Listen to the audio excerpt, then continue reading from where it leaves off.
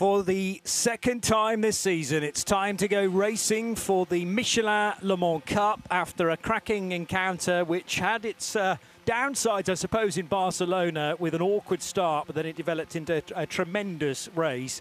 We're hoping for the latter portion repeated over a couple of hours, ideally, here at Circuit Paul Ricard in Le Castellet after a fraught trio of qualifying sessions earlier on this afternoon to decide the grid for GT3, for LMP3 Pro-Am and for LMP3. A massive field of 42 cars are about to launch their way around this 5.8 kilometre circuit, the high-tech test track of old, but it has since then become again a Grand Prix venue for a period of time. Been on a sort of permanent fixture for the European Le Mans Series and more latterly the Michelin Le Mans Cup for the best part of a decade. In fact, ELMS celebrating now 15 races this weekend as part of the LMEM era of the European Le Mans Series. Can generate some terrific racing, particularly when the quicker cars catch up with the tail-enders in GT, and we should get some overlap as well between LMP3 and the LMP3 Pro-Am runners, with the bronzes generally in to start. And remember that minimum drive time of 50 minutes regardless of your rating. It's not just me, Johnny Palmer, but I'm delighted to say I'm joined as always, and I have been all day. Yes, feel sorry for me, folks, by Graham Goodwin sitting alongside. This is another fairly late day to the, or late finish to the day, into the evening, because we're starting at, 20 past 6. Therefore, we'll be done by 20 past 8. It'll still be light. There was a terrific moon above where the boys are staying that's working for you this weekend, and that moon might be very present in the sky by the time the checkered flag is out. Well, let's hope so, because it was extremely picturesque, wasn't it? Well, Johnny, here we go. It's another 2 hours of who knows what to come for the Michelin Le Mans Cup. There's two sorts of Michelin Le Mans Cup races, that sort and the really, really good sort. And it's a matter of what sort this one's going to be.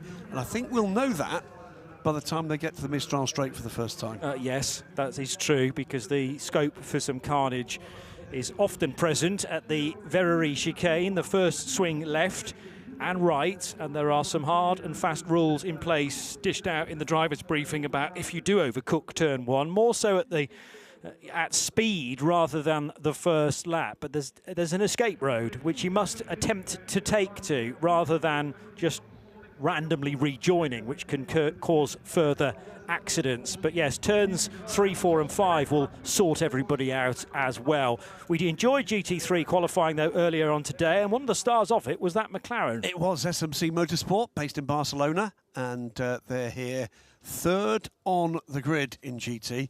The car in the hands of Gonzalo Gandes Martin.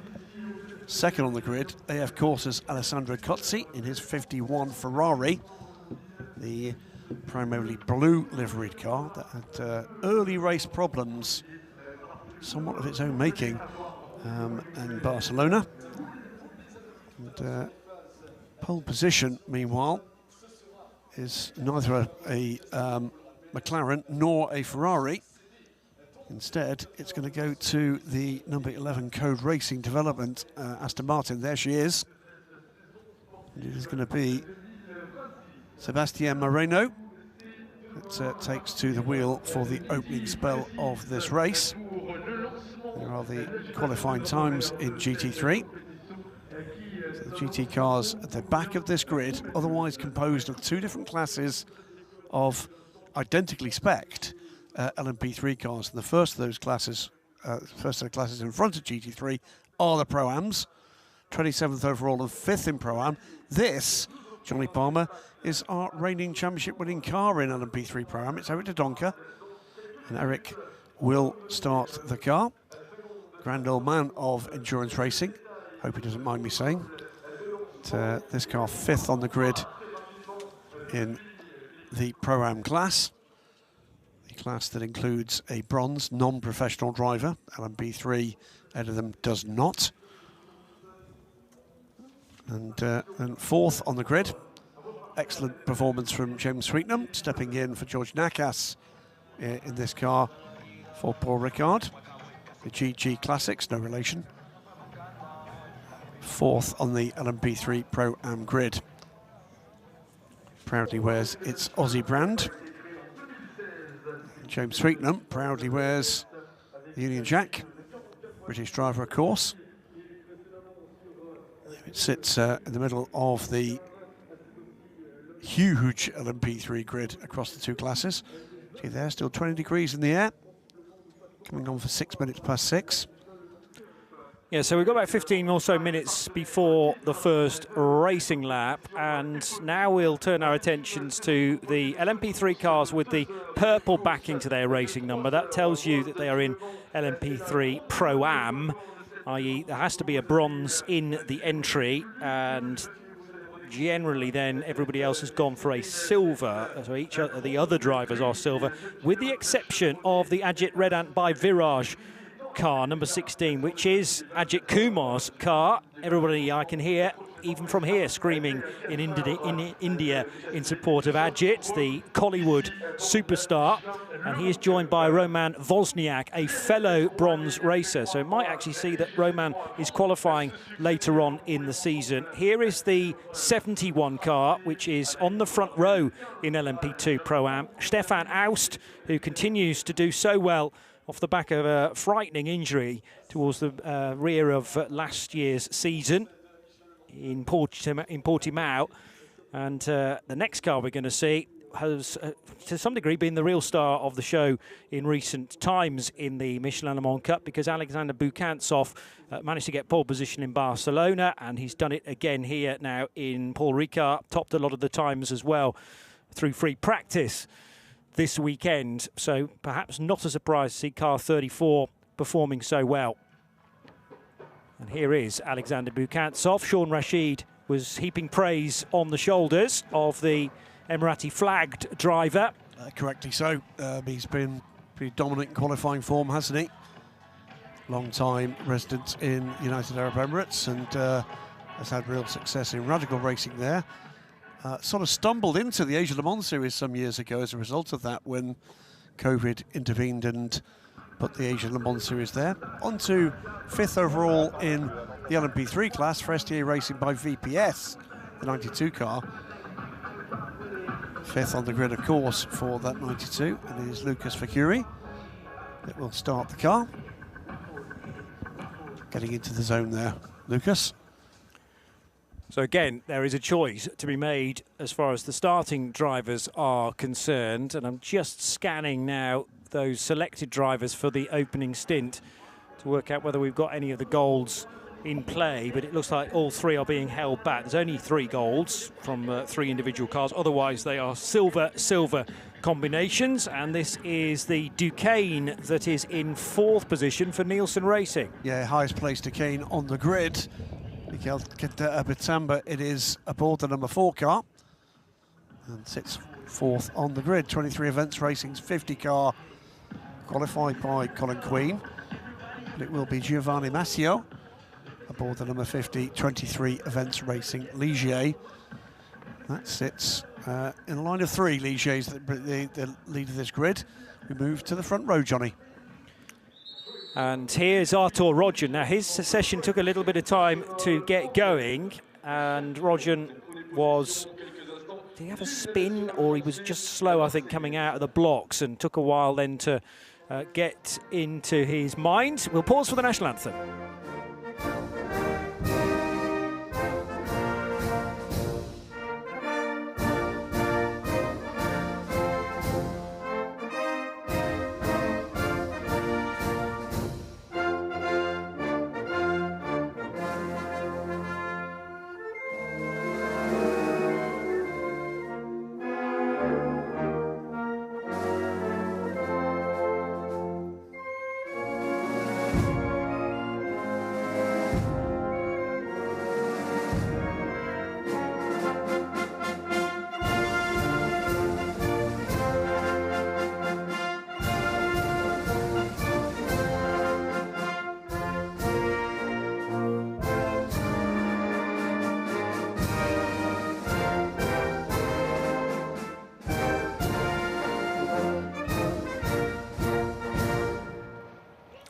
Well, that gets you in the mood for the 24 Hours of Le Mans next month as well. I'm ready. I know you are. You want it to happen tomorrow or tonight even. 24 hours of Le Mans starting in the evening. How about that for an idea? The green flag's going to be waved by Florian Grengbo, the track sprint cyclist and medalist of the World Championship as well. So he's going to step forward now to wave the French tricolore, in fact, rather than the green flag. Well, there may be two, I suppose. Wave them off with this one, and then the green flag when they eventually come round after their first or their 2 rolling laps. Just a quick photo call before that. We can introduce the front row of this grid. This is our Ace GP. It's not the front row of the grid. It's some little way back. It is an all Ligier front row. Max Dodds in the number 9 A&S Motorsport car, the pole sitter, Arthur Rogion, who we'd already seen in the Brutal Fish by Campos 12 car. And back through this order, Lady Buller will start that RSGP number 86 from 6th on the grid. Into Europol's 43. And the 23 events racing number 5, Isaac Barashi. The BWT Muka Motorsport car, Maxime Algillard and Daniel Frost in the 85 RSGP car for SD Racing by VPS. Ray Mias, the 29, and the 2nd Brutal Fish Campos car. More Motorsport and Team Virage, Max van der Snel and Vic Stevens. And CLX Motorsports, Alex Jacobi, and the M Racing 68 Nazareno Cesarato. Vector Sport RLR, Geronimo Gomez Adsa, and High Class Racing's Philip Lindbergh. Trajectus Motorsports, debutants this year with Andre Vieira and Cedric Ultramar with CLX Motorsports 97 car, complete the top 20. A&S Motorsports and Ajit Redent Racing. Into Europol, the LMP3 Pro-Am pole sitters, Rinaldi Racing Stefan Aust, Breton Racing's Jacek Zielonka, GG Classics James Sweetnam, Eric de Donker, and Racing Spirit Le Mans Christian Gysi. Completing the top 30, Rinaldi Racing's Steve Parrow, High Class Racing's Michael Herth. And then completing the grid in LMP3 Pro-Am, Ajit Kumar and Ajita Patel. My apologies, and Andrew Ferguson. And then we go down into the GT cars. Beyond that top 3 we saw earlier, the 17 Castle Racing Ferrari. Dynamic GT's number 54 Porsche. The 2nd Castle car 21. 88 from May, of course, for another Ferrari. And another Aston Martin for Racing Spirit Le Mans. And completing the grid, the Kuriakos Blackthorn car, Claude Beauvais. And Josep Mayola Comadera's Biogas Ferrari. And we'll tell you the, as you can see from this shot, not the same colour scheme as shown on the graphic for the Kuriakos Blackthorn car. They are running a yellow liveried car. We're about, Johnny Palmer, to get this field rolling.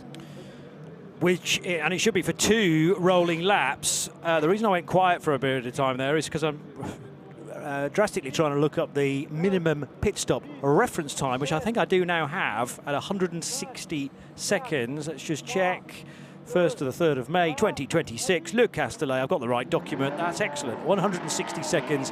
As now the French tricolore is waved to all of the cars to get them underway, and hopefully all these cars are starting. I was slightly unsettled by the number of single-seaters that we have in the supporting Eurocup 3 for their sprint race that actually didn't pull away from the line. That's part of the reason why we don't do a standing start for this 42-car field of LMP3s and GT3s. Also, drive shafts could go bang very easily as well, so it's always a rolling start, as is typical fare for a sports car race.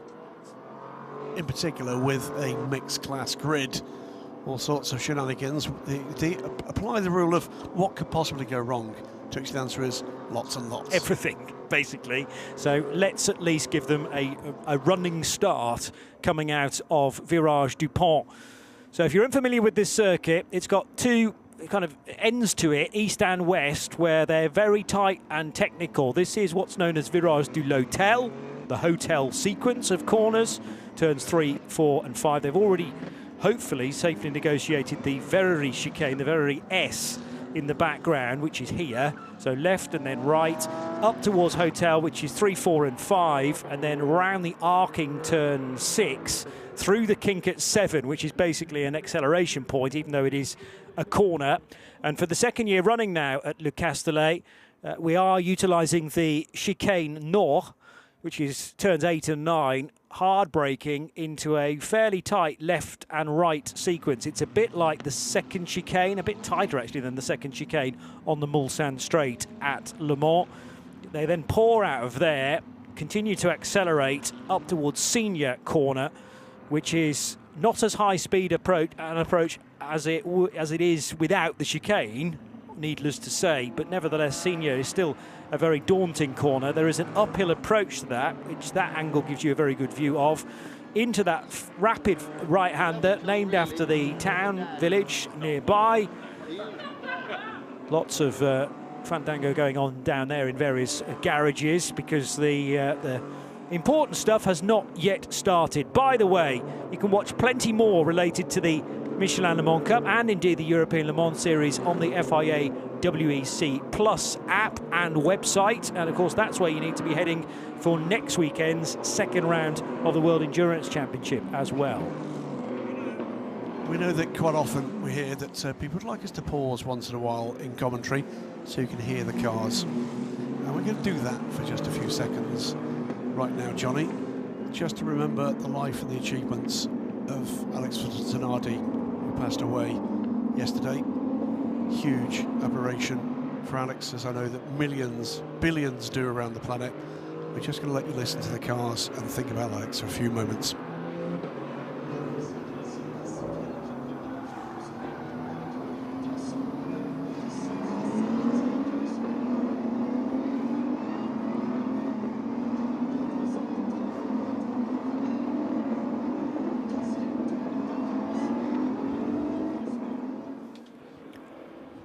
First rolling lap now completed, so one more lap of 5.8 kilometres to go, and then we will be racing for the second time this year in the Michelin Le Mans Cup. Remember, every car will need to make a single pit stop. You can pit more on more than one occasion, but one mandatory pit stop for the driver change, and the period of time spent in the pit lane cannot be quicker than 160 seconds.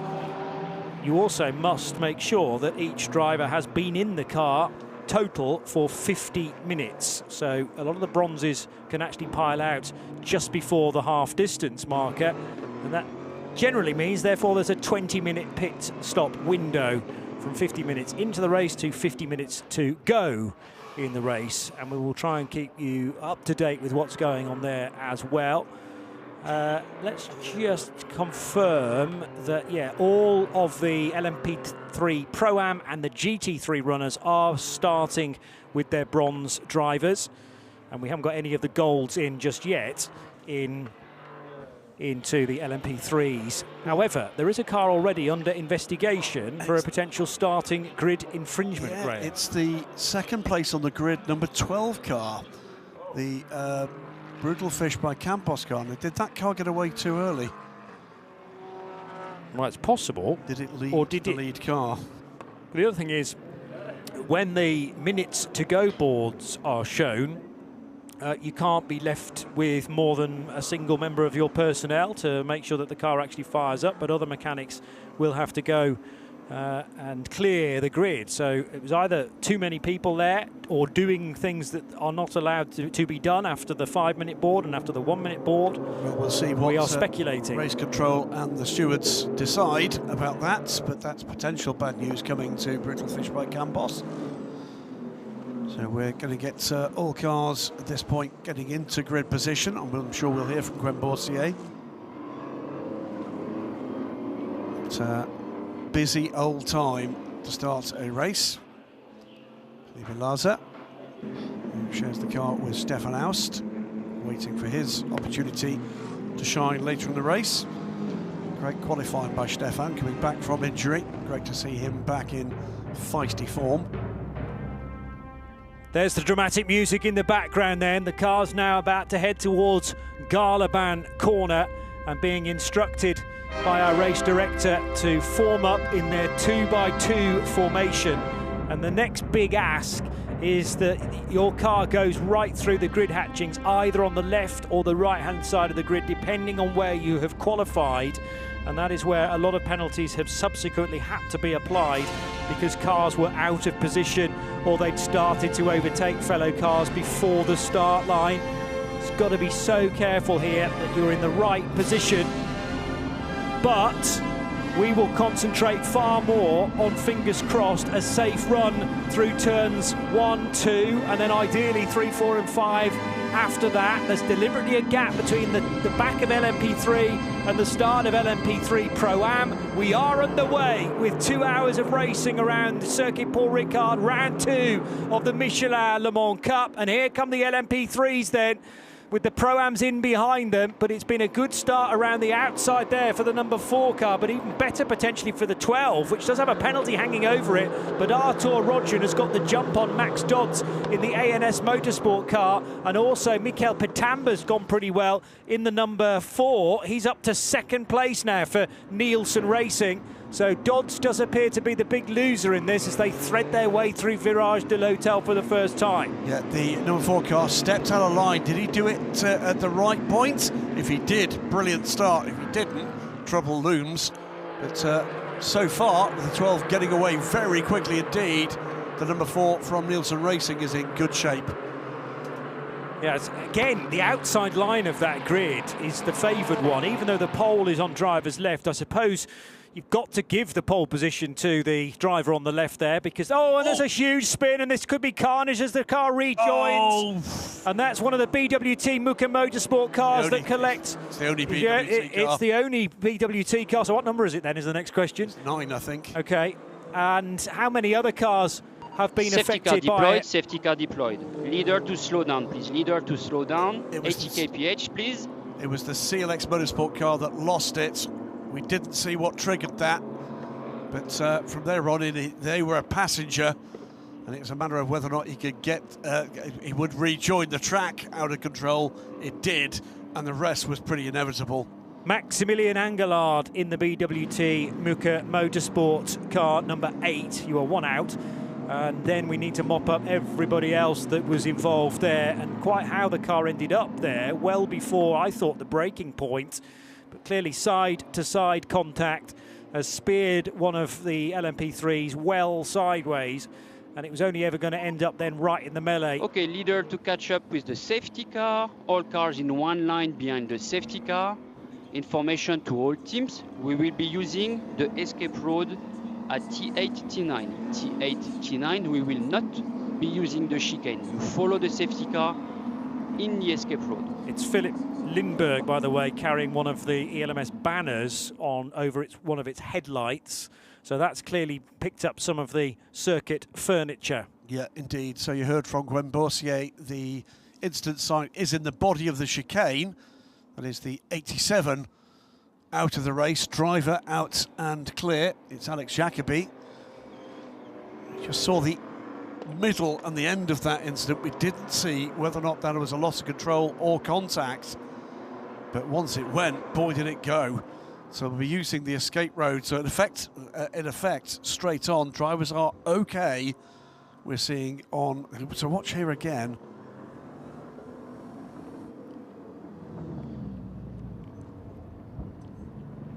Didn't really help us, that angle, did it? There was a bit of debris kicked up by another car. Also, by the way, the 85 RSGP had a narrow escape. One of the M Racing cars squeaking through as well. This angle might tell us a bit more. When it cut across from the outside to the inside, almost like it couldn't brake.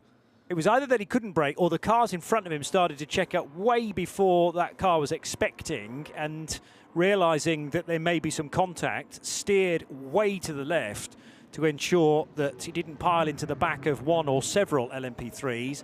But of course, once you've thrown it left with very little rear tyre temp, the car's only going to swap ends on you, and then there's nowhere else to go, and you are a passenger heading right towards the north chicane where everyone else is turning in. Frankly, remarkable that only 2 cars were damaged in that. We can see the shot there. The Muka Motorsport Duqueine is badly damaged. But again, we'll just repeat information we have. Both drivers are okay. Maximilian Angelad and Alex Jacobi. As the cars approach the incident site, they'll be going straight on through the cones to avoid the debris site here. Just take a little while to get that sorted out. The main thing, of course, make sure drivers are okay before we get on to removing the cars and then the clear up that has to follow. Rotten luck for anybody involved with either of those cars, of course. You do really feel for Maximilian Angelad, because I'm not entirely sure he knew anything that was going on there. No. I mean, it's once you've lost a car like that, it's pot luck as to where it's going to end up. Yeah, but I mean, who's going to be in its path? You turn into the chicane thinking, oh, all's going really well here, and then all of a sudden, bang, from your left-hand side, you get absolutely walloped by a spinning car. So the shock factor will be the big thing. Yes, we had the great message on the screen to say drivers okay, but it might just take a bit for Maximilian to fully process what's gone on there, particularly because he's been spending all day getting himself psyched up for this opening 50 minutes of the race, and in the end it's lasted about 2 minutes, if that. So Artur Rodjan leading, but he is under investigation in that car for a potential starting grid infringement. The first car, therefore, in the clear appears to me to be Mikael Pitamba for Nielsen Racing after a very good start to get ahead. I'd like to see the start of again. Maxwell Dodds for A&S Motorsport, but you'd like to see the start again. Why? Go on. Simply because what we couldn't see from the angle we got when the cars went was exactly where the cars were in relation to the start line. And certainly, Mikael Pitamba went to the pit wall very, very quickly. So watch again what happens here. He definitely did not get hit. He did not get hit. So either, you're right, he was either caught out by deceleration of the cars ahead of him, or he had a failure of some sort. Yes.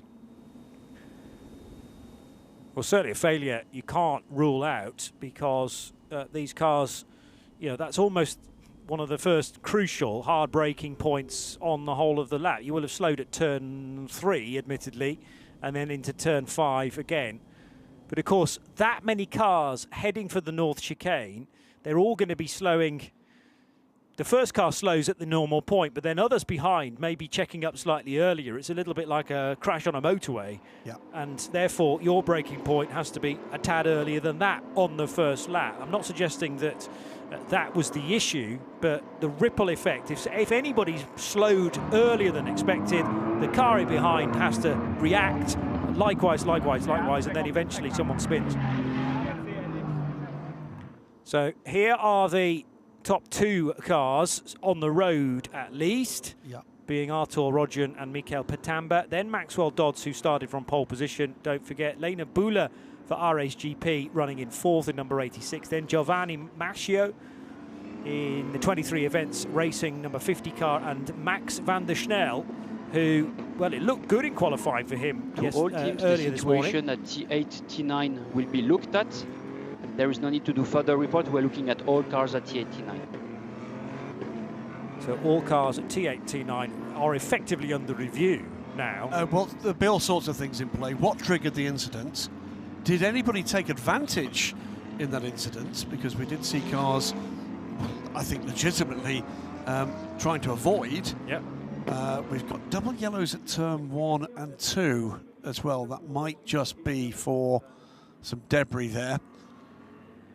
But that'll be everybody piling in. Let's see again. So this is going down to the chicane and looking further back in this kind of area for a spinning car, but it has already lost it. And weirdly, the Muka Motorsport car was already having its own moment with contact, it looked like. It was indeed. That car was not in good shape at that point, was it? No. So it was with the Virage attacked. car. I think it had contact with the Virage car.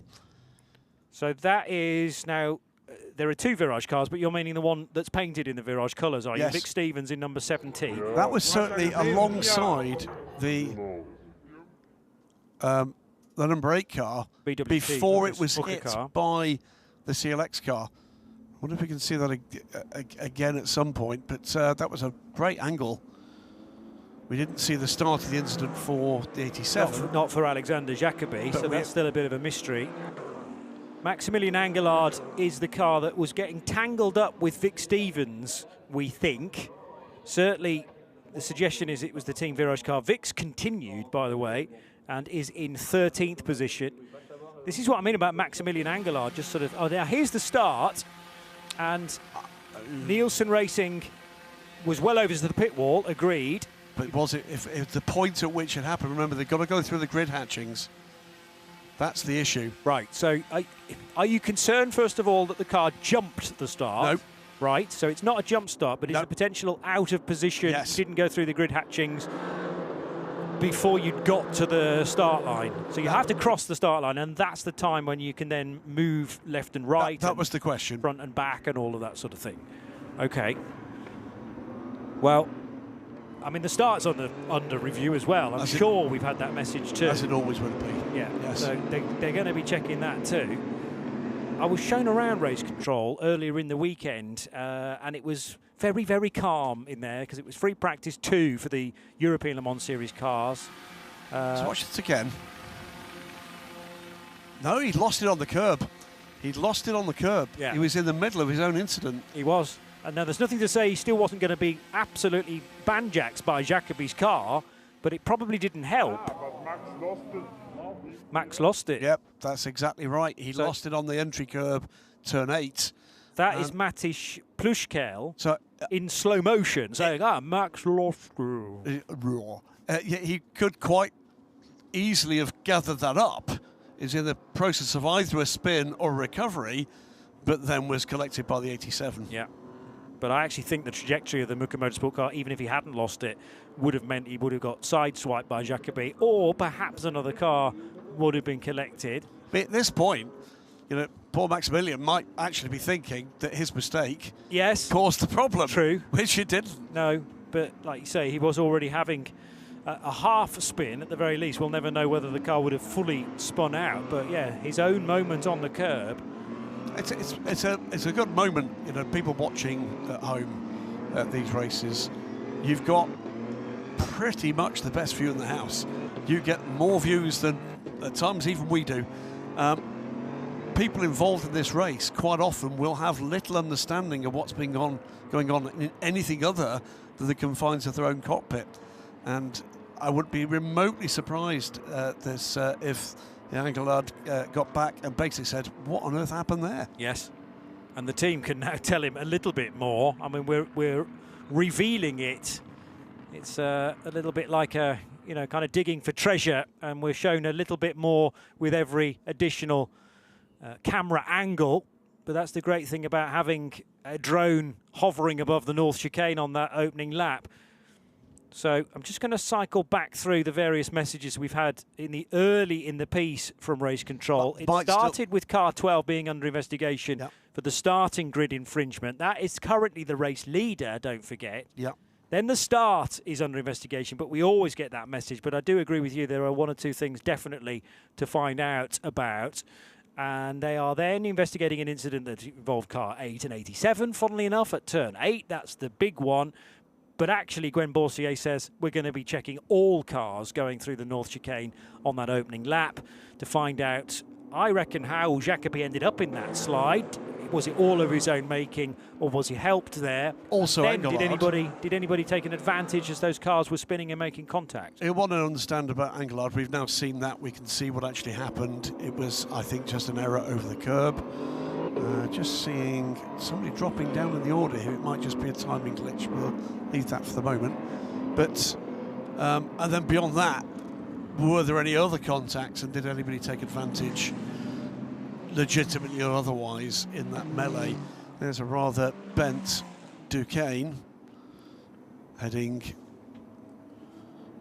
for a place of safety, and then the paddock where the team can pick up the literal pieces. That's good news, because we're now in a position where we are removing large chunks from the incident site. There will need to be a clear up. Incidents like that, it is the small bits that are the bigger problem really at this stage. You do not want to be running over some shredded carbon fibre Carbon fibre and rubber, not a good mix.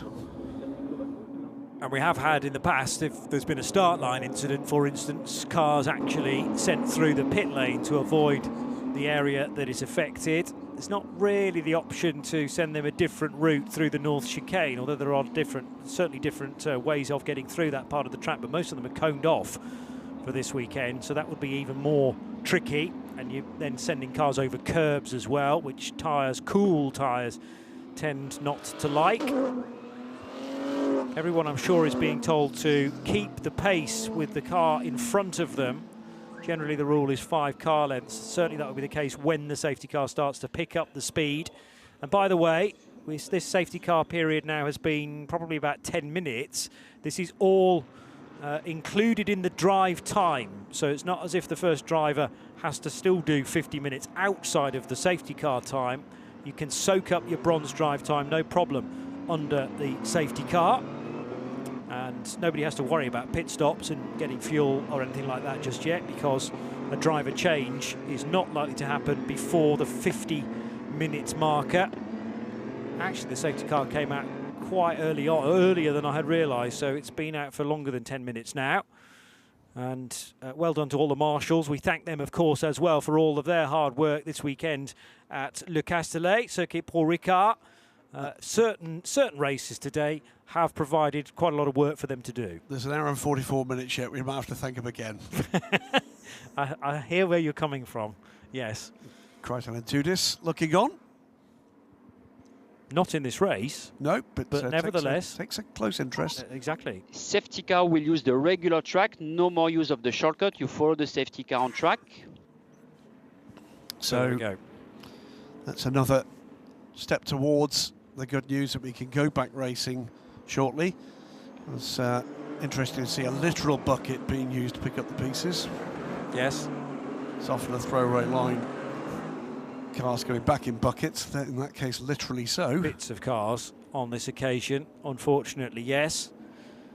And I hope that the majority of that VWT Muka Motorsport car is retrievable. It certainly did dislodge an awful lot of the nose section. Stefan Muka is here this weekend, and we had a good catch-up with him just the other day. What was that, yesterday? It feels like last week now. But a real shame for Maximilian Angelard, and even more so for Mathis Plushkel, who's not even going to get in the car in the Le Mans Cup, sadly.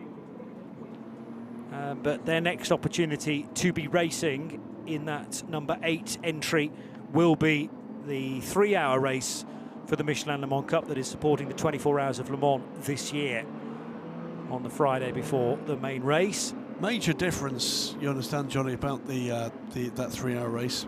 It's an hour longer. Yes, I had realised that. I like to bring this kind of depth. Well, it will be the longest Le Mans Cup race to this point ever, won't it? The 3 hours. I think you're right. Yeah, because we've had 2-hour races in the past. I'm trying to remember whether the first year, which was 2016, which was in the kind of domestic rounds, just a GT3 championship. Were they 2-hour races in the early stages? I think they were. I don't think they were as short as 1 hour, so it's either 1 or 2. But they were again driver change races, so you had a non-pro and a pro. And yeah, I'm pretty sure they were at 2-hour duration. First one. It was 2 hours, with the exception of the Circuit de la Sarthe, which was 1 hour. Yeah, okay. Which has been the case until quite recently as well. But obviously things were upped to 2 1-hour races and then 2 55-minute races at Le Mans. It's also, by the way, the first race in the Michelin Le Mans Cup, or the GT3 Cup at the time, back in 2016, was run by Sally Jolic and Ewan Hankey, and that was the first ACO rules race for TF Sport. Yes. Look where they are now. I know, incredible, from the small acorns. But that is the opportunity that this championship provided for teams that were well established in other versions of motor racing and also other sports car championships as well. Now currently double ELMS champions, multiple Le Mans winners, WC race winners, and who knows what next for Tom Ferrier et al.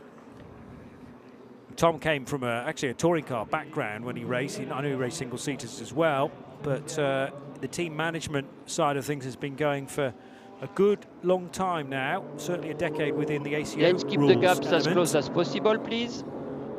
There's a further reminder that the gaps need to be as close as possible, and that will provide Glenn Boursier the best opportunity of sending the message to the safety car driver just as soon as he's able Safety car in to. this lap.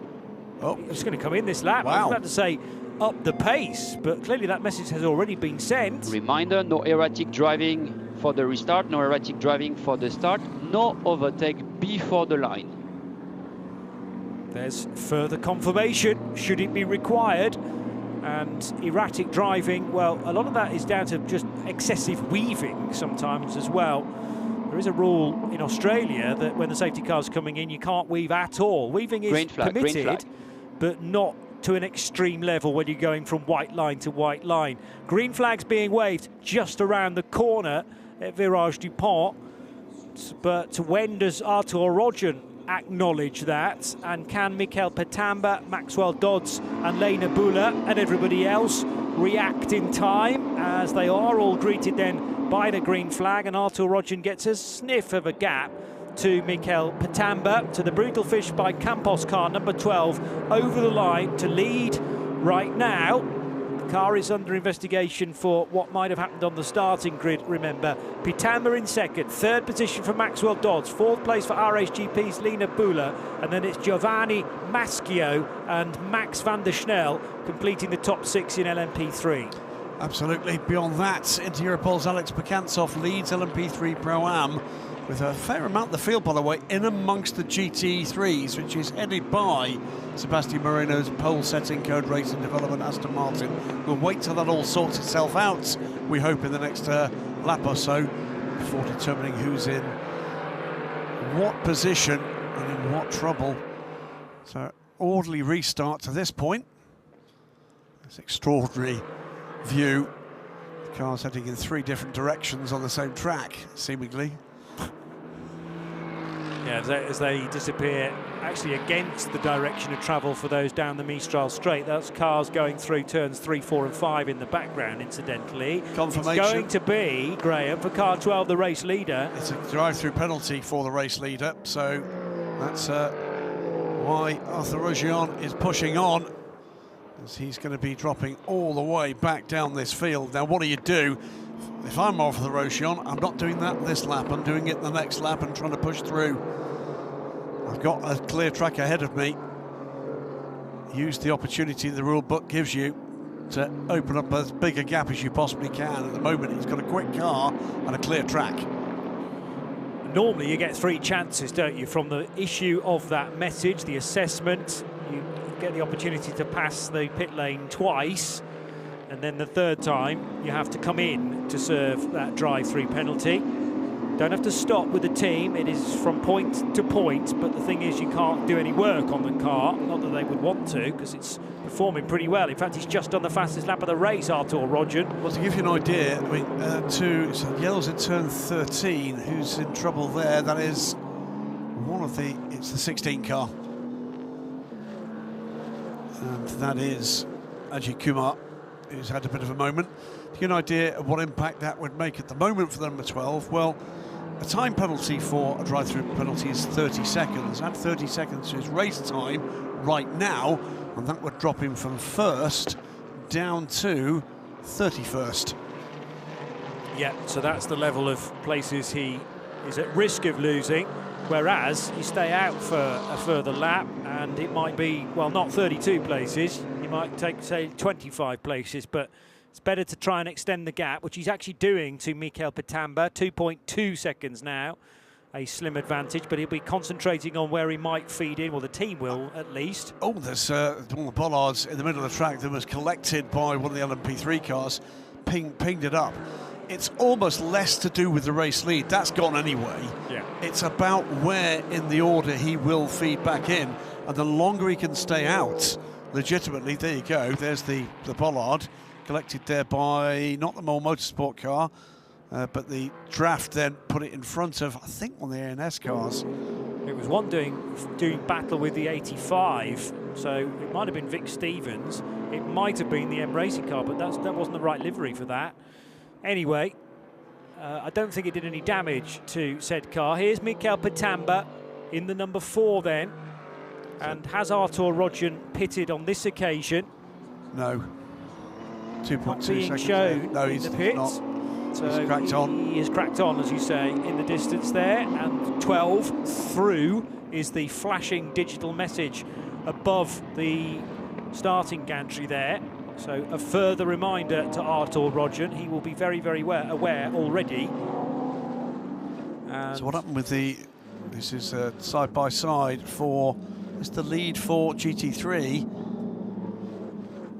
No, that's the 10 Aston Martin, I reckon. Car number 10 for Racing Spirit of Le Mans. It is. And Ray Acosta in 88. Yes, it is.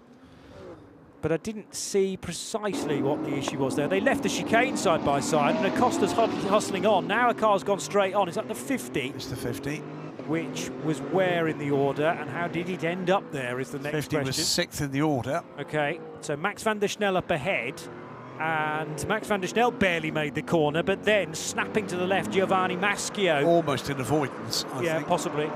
So the 23 events racing car did exactly the right thing. There is an escape road there, just as there is at the first corner, as there was contact, wasn't there? Oh, Costa. quite significant contact. That's ripped a fair bit of the diffuser off the number 10 Racing Spirit of Le Mans Aston Martin. Yeah. I think what happened there with the 50 car, I think he thought Van der Snel was going to go around. He realised in reacting to it, if he continued to steer in that direction, he was going to spin himself and escaped to the outside. So we're now into the next lap. To give you an idea of where the advantage is drawn here by Artur Rodjan, as I said, last time around, he would have filtered back with 30 seconds into 31st place. Now, it would be 25th.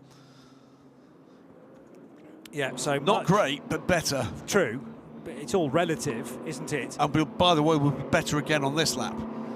Agreed. Lorenzo Innocente running in 2nd position in GT3 for Kessel Racing has for company Alessandro Cozzi, so 2 Ferraris virtually nose to tail. Now Artur Rodjan will pit. Who's that going wide? Struggled to tell because I only saw the back of the car, as concentrating on one of our other angles, which tells me for sure that Artur Rodjan is now in the pit lane, but there was certainly an LMP3 car briefly off the road there. It was still moving though. Try and identify precisely who that is. So Rodjan's dropped to 15th. And here we go, this might provide an answer. So this is the final corner. I know that's a bit of the Aston Martin debris that's now been sliced in half. It's sort of the outer lip of the diffuser that was torn away from the Racing Spirit of Le Mans Aston Martin by Ray Acosta's Ferrari. And now in the pit, Stefan Aust. Stefan Aust, number 71. And this is unscheduled as well. This doesn't look good. Sebastian Moreno, by the way, has just set the best GT3. He's out of the car. That's Aust done. is out. Stefan out of the car and potentially out of the race. Here's the new race leader in LMP3 and overall as well, Mikel Patamba. Double yellows at turn 15. I'm sure that will be for marshals to come and grab that bit of bodywork, or diffuser rather. They've got time to do that. The lead car at turn 10. So the 12 car filtered back out by the look of it. Just wait till they clear the next timing beam. So sector 2. But I think in about 18th, it is 18th place. So that is the difference it made staying out. Yep. 13 places that he would have lost if he'd pitted immediately. Yeah, definitely worth doing. There's a brief glimpse of Lucas Fluxer in number 19, and right in behind him, 92, Lucas Fekiri. And the Aston Martin for Racing Spirit Le Mans still has Ray Acosta over his left shoulder, but now immediately to his right is the 54 Dynamic GT Porsche of Reinhold Kran. Yeah, he's caught him. He was ahead of this battle, wasn't he? So it's the Aston Martin now got around the Dynamic car, and that bottles up the tormenting Ferrari for a little while. So the advantage at the moment, it's made good its escape. Yeah. Well, that was a good reading of the situation from Philipp Sager. He was a winner last time out at Barcelona. Like you say, caught Kran actually on the initial bit of the Mistral straight. Little bit of dust being kicked up by the Aston Martin as he then ran wide a little bit compared to Reinhold Kran. We should say caught and passed now and through as we try and catch up with the story of possibly a retirement, an early retirement in LMP3 Pro-Am. Yes, I'm joined here in the pit lane by Stefan Aust, driver of the number 71 at Rinaldi Racing. Stefan, I can see just how disappointed you are. Tell us what happened. The steering wheel is gone. It's a technical issue, I don't know why. I'm on P1 in the Pro-Am class, so I overtook the Mr. Bokansov.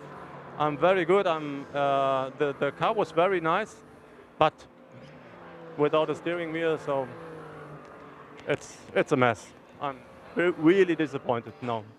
It looked like you had a lot of pace over the weekend. What can you take going into the future rounds as improvement? Our car is very fast. The team must make a very, very good job this weekend. Thank you to all the guys here, especially to my engineer here, David. Yeah, the next race is Le Mans. I'm really happy about this. I'm really happy to drive there. So that helped us a little bit.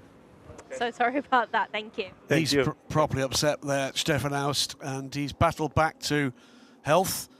Lovely guy, I have to say. Exactly the kind of guy you would want in racing.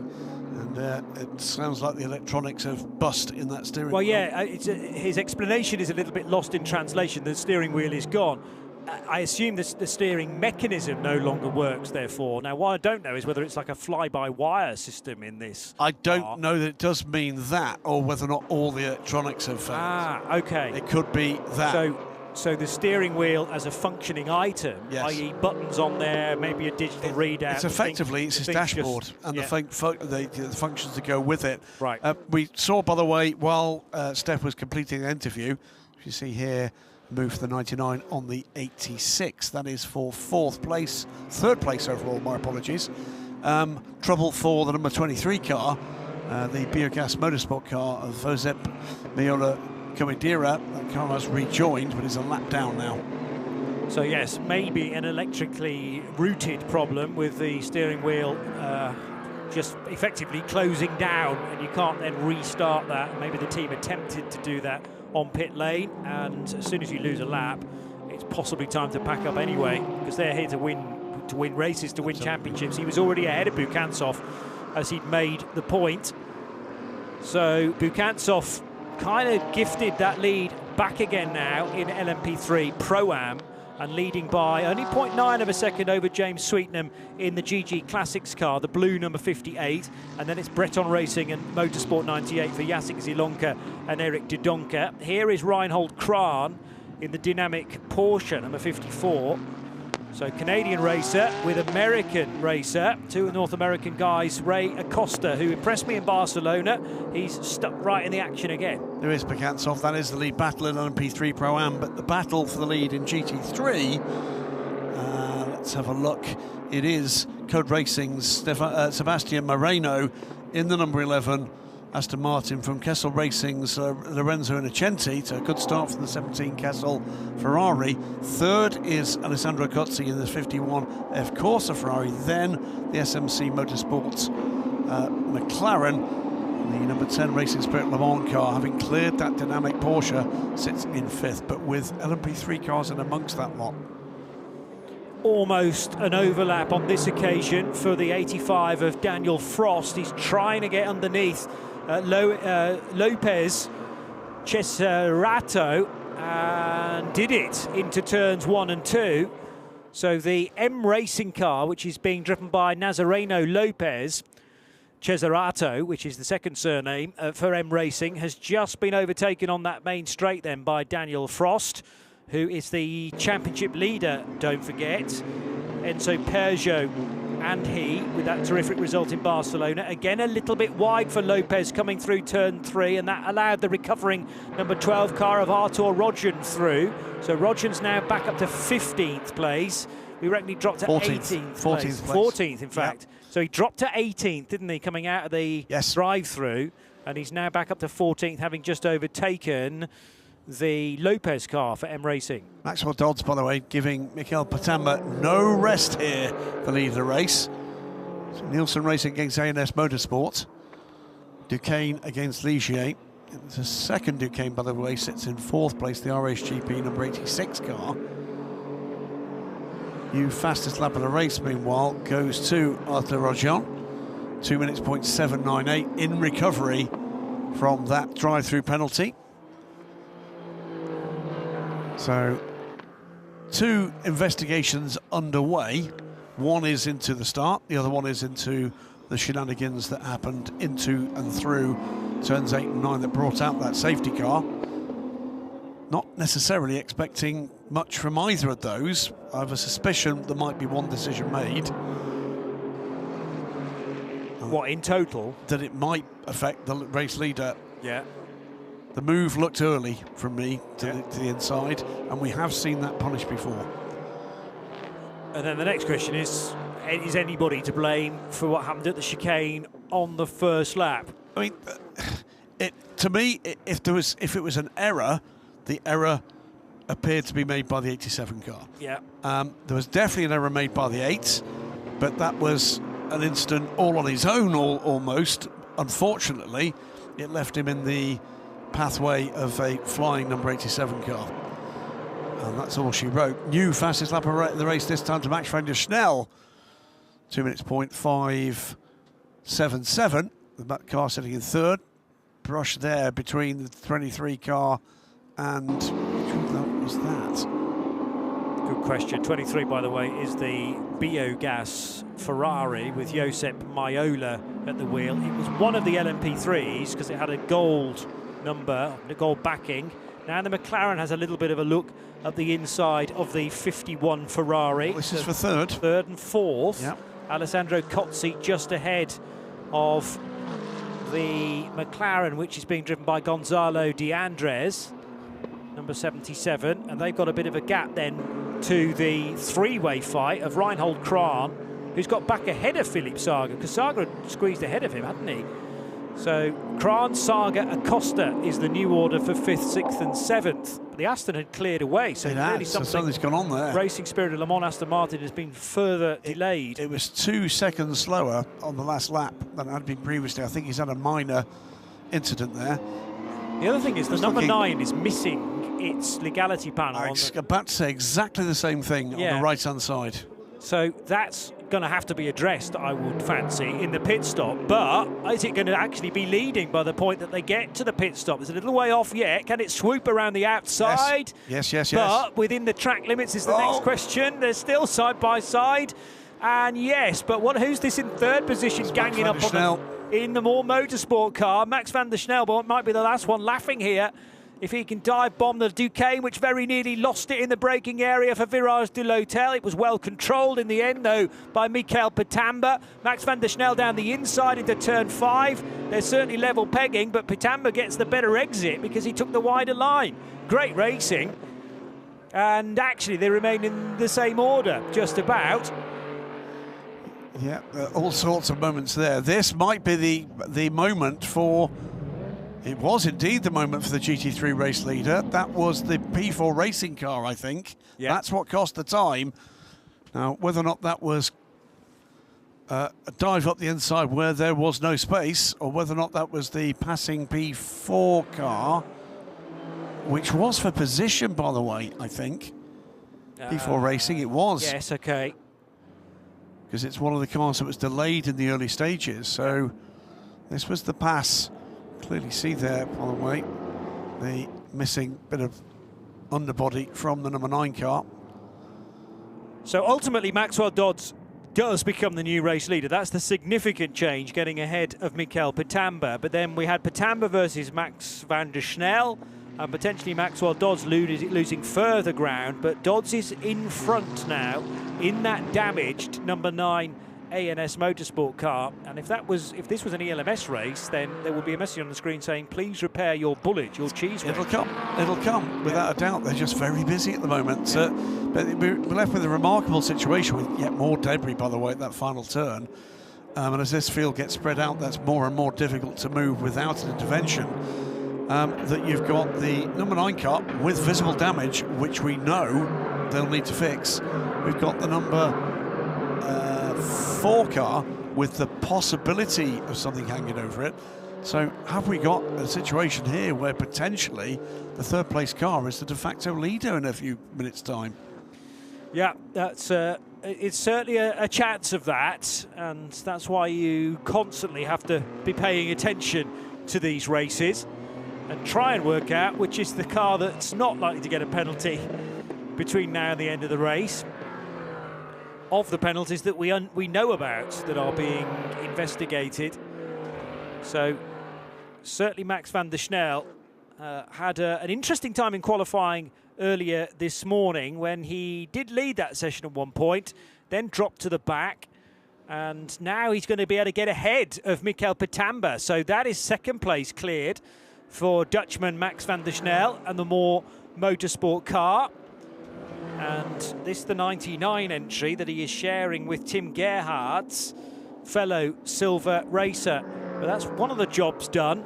Now he's got to try and close in on Maxwell Dodds. 3.5 seconds is the current margin to the race leader. Still the McLaren harassing the Ferrari for a very meaningful position here. All sorts of battles going on up and down the order. The 85 car from RSGP behind the surviving CLX Motorsport car, the 97. Here come the decisions, and we said Max van der Snel might be in the clear. Well, I'm afraid he's not, and nor is the number 4 car, because they're both going to get drive-through penalties. As is the 54.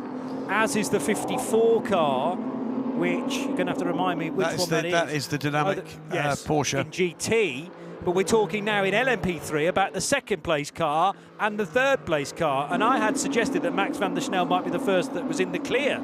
I'd actually missed the message that he was under investigation. Well, all of a sudden, things are looking pretty good for RSGP's Lena Bühler, because she'll certainly be up to 2nd.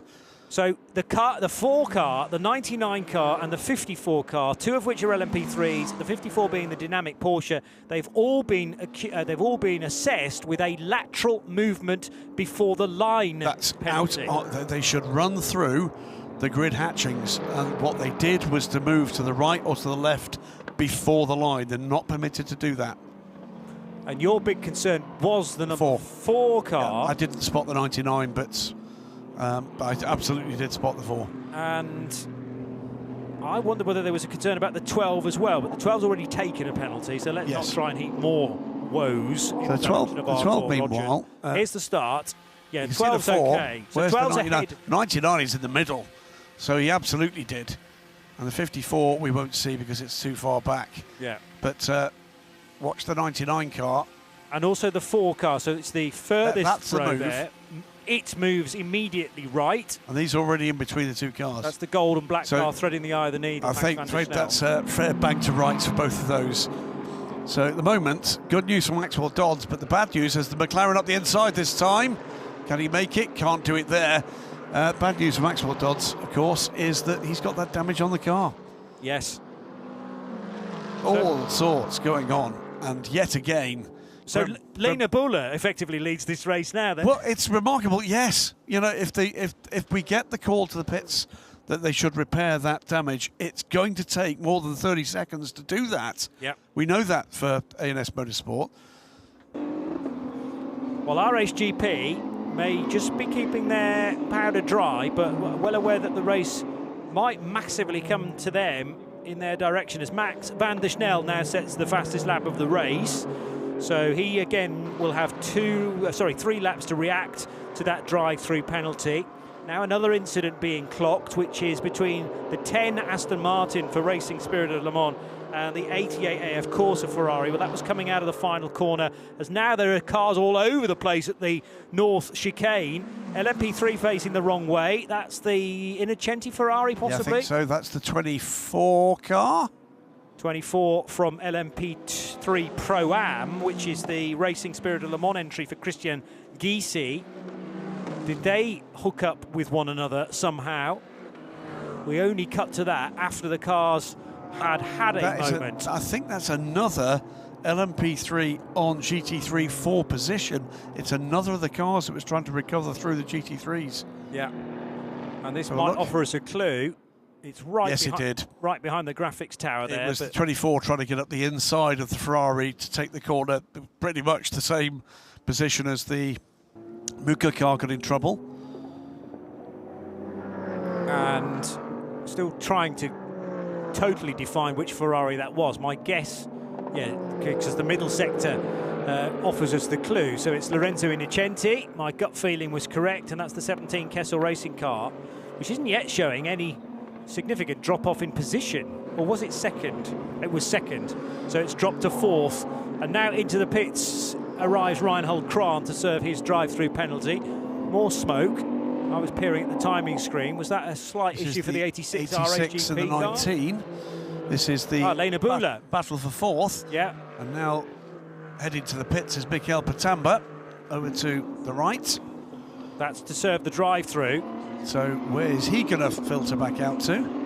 And so what happened here? Lena just a tad wide, coming out of the left-hander immediately after. Left the door Bose. wide open. Yeah, I'm afraid. Well, the car was understeering like crazy, or it was certainly losing traction because there was quite a lot of tyre smoke from the 86 car. Here comes Patamba down the pit lane. Where's he going to filter out? I think the answer is behind the 12 car. So Patamba's come in, Reinhold Kran's come in for the same penalty, but we haven't yet seen Max van der Snel. That's because Max van der Snel has got clear air ahead of him, and he's doing exactly what the 12 did. He's got his foot in. In fact, last time around, he set the fastest lap of the race. This is the 36 under pressure. Great overtake from Andre Vieira. I think he pulled it off just about without any contact. The main bit of the overtake had been done for the Trajectus Motorsport driver. And Aditya Patel for Red Ant Racing, the car being overtaken. So because of the Innocenti moment, this has promoted now the Alessandro Cozzi and Gonzalo De Andres fight to second and third. Ferrari up against McLaren. And are they keeping Sebastian Moreno within touching distance? No, absolutely not. There's a 22-second advantage now for the Colombian racer, who leads GT3 in the Code Racing Development Aston Martin. And it's all about who's finishing second and third right now. Will be a different story, of course, when the pros or the semi-pros take over. And that can begin in a little over 3 minutes' time. One quick point to make, by the way, which is the pace of Sebastian Moreno in the lead of the GT3 race. He has a 23-second lead over Alessandro Cozzi, who is still under pressure from the SMC McLaren. So at the moment, things looking very good for the number 11 Aston Martin. They'll be hoping we don't get a safety car at any point. Max van der Snel, meanwhile, on pit lane now, taking that drive-through. So we've seen the number 4 car that sat just one position behind him, filtered back out in 16th. Let's see just exactly what the damage is going to be to the 99's push to the front. It gives us a completely different top 3. And he is out and running where? I think possibly in 13th place. That's where the timing screen would indicate right now. It just depends whether anyone else has been able to squeak through. What it does mean, the car rejoins. Is Grosjean is ahead of both of them. Remember from the earlier drive-through penalty, which, to be blunt, is where he was on the road when he pitted. True. That's probably about right. Yes. And Artur Rodgin wasn't one of the 3 done for moving before the start of the race. That was actually a grid infringement. So as things stand, all penalties we know about have been served. Okay. Of the penalties, yes, but there are various incidents under investigation, including now another one that involves the number 10 Aston Martin, so there was one for the 10 and the 88 where some of the diffuser was stripped away from the racing spirit of the Le Mans Aston Martin, and now 10 versus 27 is under investigation, and that again was a final corner incident, I seem to recall, with the 27 car being the P4 Racing Andrew Ferguson LMP3 Pro Am. And yes, that same Aston Martin was certainly involved at the final corner within that. Philippe Saga, speaking of the number 10 Aston Martin, has just done his best lap of the race, as has Claude Bouvet in the Blackthorn Aston Martin. There's a bit of flapping bodywork on that LMP3 creeping through shot. Need to just double check on precisely which car that is, actually. Might be the 16, which is just going through the first couple of corners right now. So car 16 is the Ajit Redant by Virage car for Ajit Kumar himself. And Ajit may well be getting out in the near future because we are within the final 30 seconds of a potential drive time for any driver, bronze, silver or gold. 50 minutes is the minimum time you need to be at the wheel of your car. And another incident under investigation is what happened at the chicane involving Lorenzo Innocenti's Ferrari and the Christian Gysi LMP3 car. Indeed, plenty going on. And, Graham Boursier and his team putting in a shift. It was ever thus, absolutely, he will say to us. So slightly uphill into the north chicane. You get that little camera angle there, and you do see there is some gradient change here. It's renowned for being fairly flat, but if you were to walk it, you realise it's not. This Circuit Paul Ricard venue, which has seen loads of racing through the course of today, from 9 o'clock this morning through till almost 9 o'clock at night. So any spectators that have come in will have certainly had their value for money. What a great idea for a reality TV show. Go on. I think cameras in race control during the Michelin Le Mans Cup. I'd watch that on Channel 5. But do contestants get eliminated as well, like in Big Brother? They don't need any help to do that, do they, the Michelin Le Mans Cup? True. In they come. This is GT3 pit stops underway now. Changes, of course, to the 51 of Corsa car. Alessandro Cozzi. In comes the SMC McLaren. Gonzalo de Andres Martin also done for the day. The Kyrgios Blackthorn and Claude Beauvais pits too. Ray Acosta in the 88 of Corsa Ferrari, and both Castellet racing cars are in too, I believe, plus the dynamic Porsche and the biogas Ferrari. So the only GT3 cars that have not pitted are the leading Aston Martin and the chasing number 10 Aston Martin. And the reason for that might be that they just didn't have a chance to, because they are so far in front that by the time they were passing the pit lane entry road, actually the 50 minutes had not been completed. So I'm sure they will pit the next time around. It makes total sense to get a bronze driver out and then your silver or gold in. And there's a good proportion of gold drivers actually within the GT3 entry. 2, 4, 5 of them from the total of 10 GT3 cars that started this race. So half the field will now be taken over by gold-rated drivers in GT. 3 golds in LMP3, the rest will be silvers. And that's almost essential mix of bronze and silver in LMP3 Pro-Am. We've got a couple of Pro-Am cars coming in now. Jacek Zielonka for Breton Racing, Motorsport 98's Eric de Donker, but Alexander Bukantsov and James Sweetnam separated by not very much at all still. It's less than a second, so they will be arriving on pit road virtually together if they pit on the same lap. Just one other one to watch as we see the 97, the 99 battling away there. That is for 12th position. It is the continuing progress of Arthur Rogion in that delayed Brutal Fish by Campos racing car, the 12 car that served that early drive-through penalty, back up into the top 10 and 17 seconds off the lead. Bearing in mind it's a 30-second penalty, he's picked up 13 seconds on the field.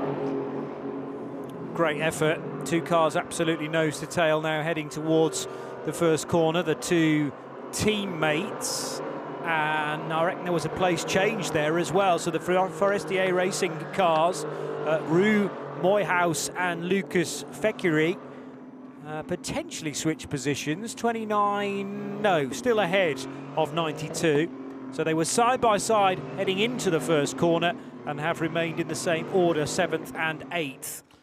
First of the penalties determined, and that is going to go to the car 88. That is the Alessandro Cozzi car. He's on pit lane now, so it'll be his driving partner that serves it. Sorry, it will be 10 seconds added. Now, it's too late, I think, to have done that this time. So that car will have 10 seconds added to its race time. We'll take a note of that. Car 70, meanwhile, causing a collision, a drive-through penalty for car 70. And that is the Team Virage car, Vic Stevens. Now, I'm not sure which collision that was supposed to be. Yeah, well, Vic was in. Vic was next to Batamba. To the Muka car, but it didn't seem to be what caused the issue. Meantime, side by side again, and this time it's getting feisty between the SMC McLaren and the AF Corsa Ferrari. Round the outside for the 77 car, and I think that's got it done. So this is Jean-Baptiste Simonauer around the outside of the 51 car that is, of course, holding that penalty, but goes wide and loses the place again to the Ferrari. So it's raging on, this wonderful fight, which has developed into second position from what was third, and then Innocenti had his moment with Christian Gysi, and that promoted these two. Now getting a batch of the leading group of LMP3s on pit lane as well. They're headed by the number 5023 Events racing car. So with the pro drivers aboard, it's getting feistier now, isn't it? So that's Alessio Dono now, rather than Alessandro Cozzi. Well, watch Jean-Baptiste Simonauer. And the confusion of the LMP3 car number 15 immediately in front of them as well. So that's what caused the rumble over the curbs for the number 51 car. Ragged edge stuff at the moment for the AF Corsa car, and of course they will know they've got that 10-second penalty to serve. Code Racing, by the way, still to pit, and that car is up to 18th overall now. Yeah, excellent drive from Sebastian Moreno. I had thought might be the one exception about getting bronzes out as early as you possibly could. Moreno's so fast, it might be worth just keeping him in there and pitting in a more appropriate point, maybe when the pit lane is a little quieter. 49 car on pit lane now. That's the high-class racing car. My other thought about the penalty for Vic Stevens' car is that he collided with an opponent and forced them into a slide. We didn't find out whether it was going to be a full spin, but nevertheless, you've caused an opponent to be slowed, and then the fact that Angelard got sideswiped by an out-of-control Jacobi is almost beside the point. If they've judged that was Vic Stevens' fault initially to half spin the pink car. If that's the incident. Well, true, but I don't remember mentioning Vic Stevens' name otherwise. The other point to mention, by the way, is we have not yet seen anything from race controller back Maxwell Dodds, who's on pit lane now in the number 9 car from the lead. That evident damage to the legality panel, the cheese on the bottom rear. Right.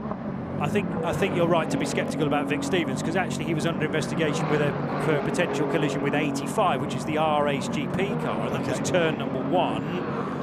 When we saw that. Daniel Frost was at the wheel. Enzo Peugeot due to take that car over. I think it's still Daniel at the moment. Yes, it is, and he is running in 5th. That's the only other car. That's the only other message I have seen that involves the number 70. So the reason for that drive-through is causing a collision, and yes, it was under investigation between car 70 and car 85, and now an incident involving 2 more cars, 17 and 24. Now, I told you about that one because that was a little while ago. Yeah, we might be up to date, Graham. We've got plenty of stuff still in the inbox, or the being dealt with box, or the leave to be known and are doing box. But as far as what we've been told is under investigation, we've read everything out so far. Yep. So from our perspective, we're there. Daniel Frost, having just mentioned his name, has just put in his best lap of his race so far. This is Alessio Dono, by the way, trying to beat up David Fumanelli. There was no, that was just a bit of a wiggle from David, and then there was some contact. So yes, the rivalry between Kessel Racing and AF Corsa goes on. Yeah, too right. Now, what I don't know is how that 17 car has got back in front of 51 anyway, because remember, Lorenzo Innocenti was delayed by the Christian Gysi incident at the North Chicane. He was 3 seconds quicker on pit lane. Okay, and let's hope that that wasn't too quick. No, it wasn't. Fine, 2:41, and I said 160 seconds, didn't I? Dynamic though, 2:33. That's not so good. That's quite a bit under, isn't it? Yes.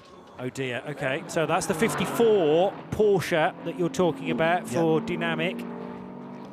And has pitted twice now, because there was a penalty. They had a drive-through. They had a drive-through. Right, but it wasn't a stop and go. So, yeah, 2:33 is a big concern. The GT3 race leader is on pit road for Sebastian Moreno. So he's done quite a bit longer drive time than his fellow bronzes. Also, just hearing from Steph in our ears that the number 9 car has had the rear panel fixed for Maxwell Dodd's car. He's just about to hand that over to his teammate, who is Luis Iglesias, coming from a real racing family. The Iglesias is actually, they're associated, possibly owning a well-known kart track in the Var province, which is where we are this weekend. So the Iglesias family, well-known racers. I think his father is something like a world championship winning karter. So I was learning this from Anthony Miku in the neighbouring truck in our TV compound, who's very knowledgeable about French racing. So Iglesias, Luis Iglesias, not surprised to see him going so well this weekend, because he comes from a good crop, particularly in this part of the world. I'm excited to see now how Louis is going to get on in his stint of, well, it's going to be about an hour's worth, actually, in that number 9 car, the repaired number 9 car. Here were the 2 Ferraris at it a few moments ago. This is the a repeat of that incident, 17 and the 51. And, oh dear, what's happened here, though? Further replay, that's the 51, well off the course. Didn't see what led to that. That seems to settle things pretty comprehensively in favour of David Fuminelli for the moment at least, and also seen the SMC McLaren go through. This is the recovering 99 Ligier. And that car, where is that car running in the order now? That car's not pitted yet. No. Arthur Rogion, by the way, has made his way back up to 2nd place overall, albeit with some of the cars around him having pitted. But at the moment, as things stand right this moment, Johnny, it's a brutal fish by Campos, 1-2. It's funny how they managed to get their cars into a great position, and that is certainly the case at this stage, but there's quite a long way to go yet. And in doing that, by the way, it's the fastest lap of the race, 2 minutes by 1:98 to Arthur Rogion. Yeah, so one car has pitted, well, neither car has pitted, and they will be stopping at some point between now and the next 8 minutes to make sure that the ingoing driver does their 50 minutes. So we heard from Steph, you didn't, I'm afraid, that the number 9 had made that repair. They appear to have done so. That was a 3 minutes 33 stop, so they're something like 50 seconds longer than they otherwise would have been. Unsurprisingly, that instant between cars 17 and 51 is under investigation. Still some cracking dicing going on the racetrack, with the Forestier Racing number 92 squeezing down the inside of some GTs. That's Sebastian Bach. But the race leaders being brutal fished by Campos, Lucas Fluxer and Otto Rogen, with Daniel Frost, the Barcelona winner, currently sitting in 3rd position. Let's get to Steph Wentworth. Joined by Sebastian Moreno, driver of the number 11 Code Racing development. You've got an incredible amount of pace. Of course, in qualifying, we saw you put it on pole, but you've eked out a massive gap to the rest of the field. Yes, very good start of the weekend with the pole, and now race, which is important. The team really worked hard to give me a really comfortable car to drive. Also, I think I had to be very aggressive at the beginning to get back to first, because I lost first place on second on first corner. And then I think the key was the other guys behind me, they got stuck behind traffic, and that helped me to beat a big gap. You know, they got stuck with the LMP3 cars. Yeah. So it's been a great start to the race for your stint. Obviously, you've just jumped out of the car. Will you be able to maintain this pace throughout? Yeah, the car was very consistent, and to be honest, I had no traffic. I really benefit from this. I had no traffic, so it was just me and the track. The team on my ear giving me good advice and a really good car. So yeah, super happy. Okay, congratulations. Thank you. Thank you. Yeah, pretty darn faultless there, wasn't it? And they retain the lead with Ethan Escher at the wheel, chased by David Fuminelli, but the gap is 25 seconds. Oh, and trouble for the Europol car. High speed off there for the 34. And hit nothing. Amazingly, yeah. And where was that? Into the first corner again. Where is that car in the order? That's the 34, wasn't it? It was the 34. Second place, Sean Rashid in LMP3 Pro Am. Yes. So from pole position, remember, Alexander Bukantsov and Sean Rashid not long been in that car. Second in LMP3 Pro Am, trying to hunt down Leo Robinson. But again, just like in Barcelona, the combination of Jacek Zielonka and Leo Robinson look to be getting something entirely right. They lead the championship, having taken maximum points in Catalonia. This time coming into pit lane is the race leader, though, Lucas Fluxer. It can't be long before we see the second place car of Artur Rougion as well. That car, by the way, has just set another fastest lap of the race. As Lucas Fluxer Cross came in, indeed, Rougion does come in, so they're going to be double stacking these cars. The gap, 5.7 seconds. Pace of Rougion since that drive-through penalty has been spellbinding. Now, when you say double stacking, that's not in the sense of Formula One, where there's only one pit bay for two cars. No. They can pit them at the same time and do the work at the same time, but there's really not a lot of real estate between the two pit stalls. In fact, it's we've got 6 cars on pit lane at the moment, and I would hope that they're not going to be too encumbered by another car too close. As you can see there, an RSGP car in the background. There's going to be no problems with the 43 car pitting 2 or 3 stalls ahead. It's whether or not you've got a car close and the car in front of you has any kind of problem. Yeah. Sean Rashid still getting a bit roughed up in number 34. He was just overtaken by Julien Omrion, in fact, for second position in LMP3 Pro Am. So Omrion now ahead of Rashid, fresh from that spin, sadly. His tyres are going to be in rough state, aren't they? It's going to be rattling his teeth out of his skull. Unfortunately, yes, and Julien Omrion tends not to take any prisoners, so he will not want to hear the sob story. He'll just charge his way through, trying to hunt down Leo Robinson. And the gap, first of all, to the LMP3 car of Lenny Reed, which will be a bit of a challenge to pass for Julien Omrion, is 2.4 seconds, and then he's got a further 7 seconds to try and find. That's already come down to 6 and a bit, though. This is the 51 car recovering and trying to get back onto terms with the SMC McLaren, but David Fuminelli is well clear of that now. 43 car on pit lane, bit of a repair going on to the dive planes on the 19. So the top 6 in LMP3 are all pitting on this same lap. They were running out of time to get the second driver in because they have to be at the wheel, as I've said, for 50 minutes or more. Lights on for number 19, the Brutal Fish by Campos entered car. And that'll be Lucas Fluxer to get out of car 19 to be replaced by Matas Rebar. It's going to be interesting just to see exactly where on adjusted time now that number 12 car emerges. Remember, dropped all the way down to 18th place. It's been some recovery drive.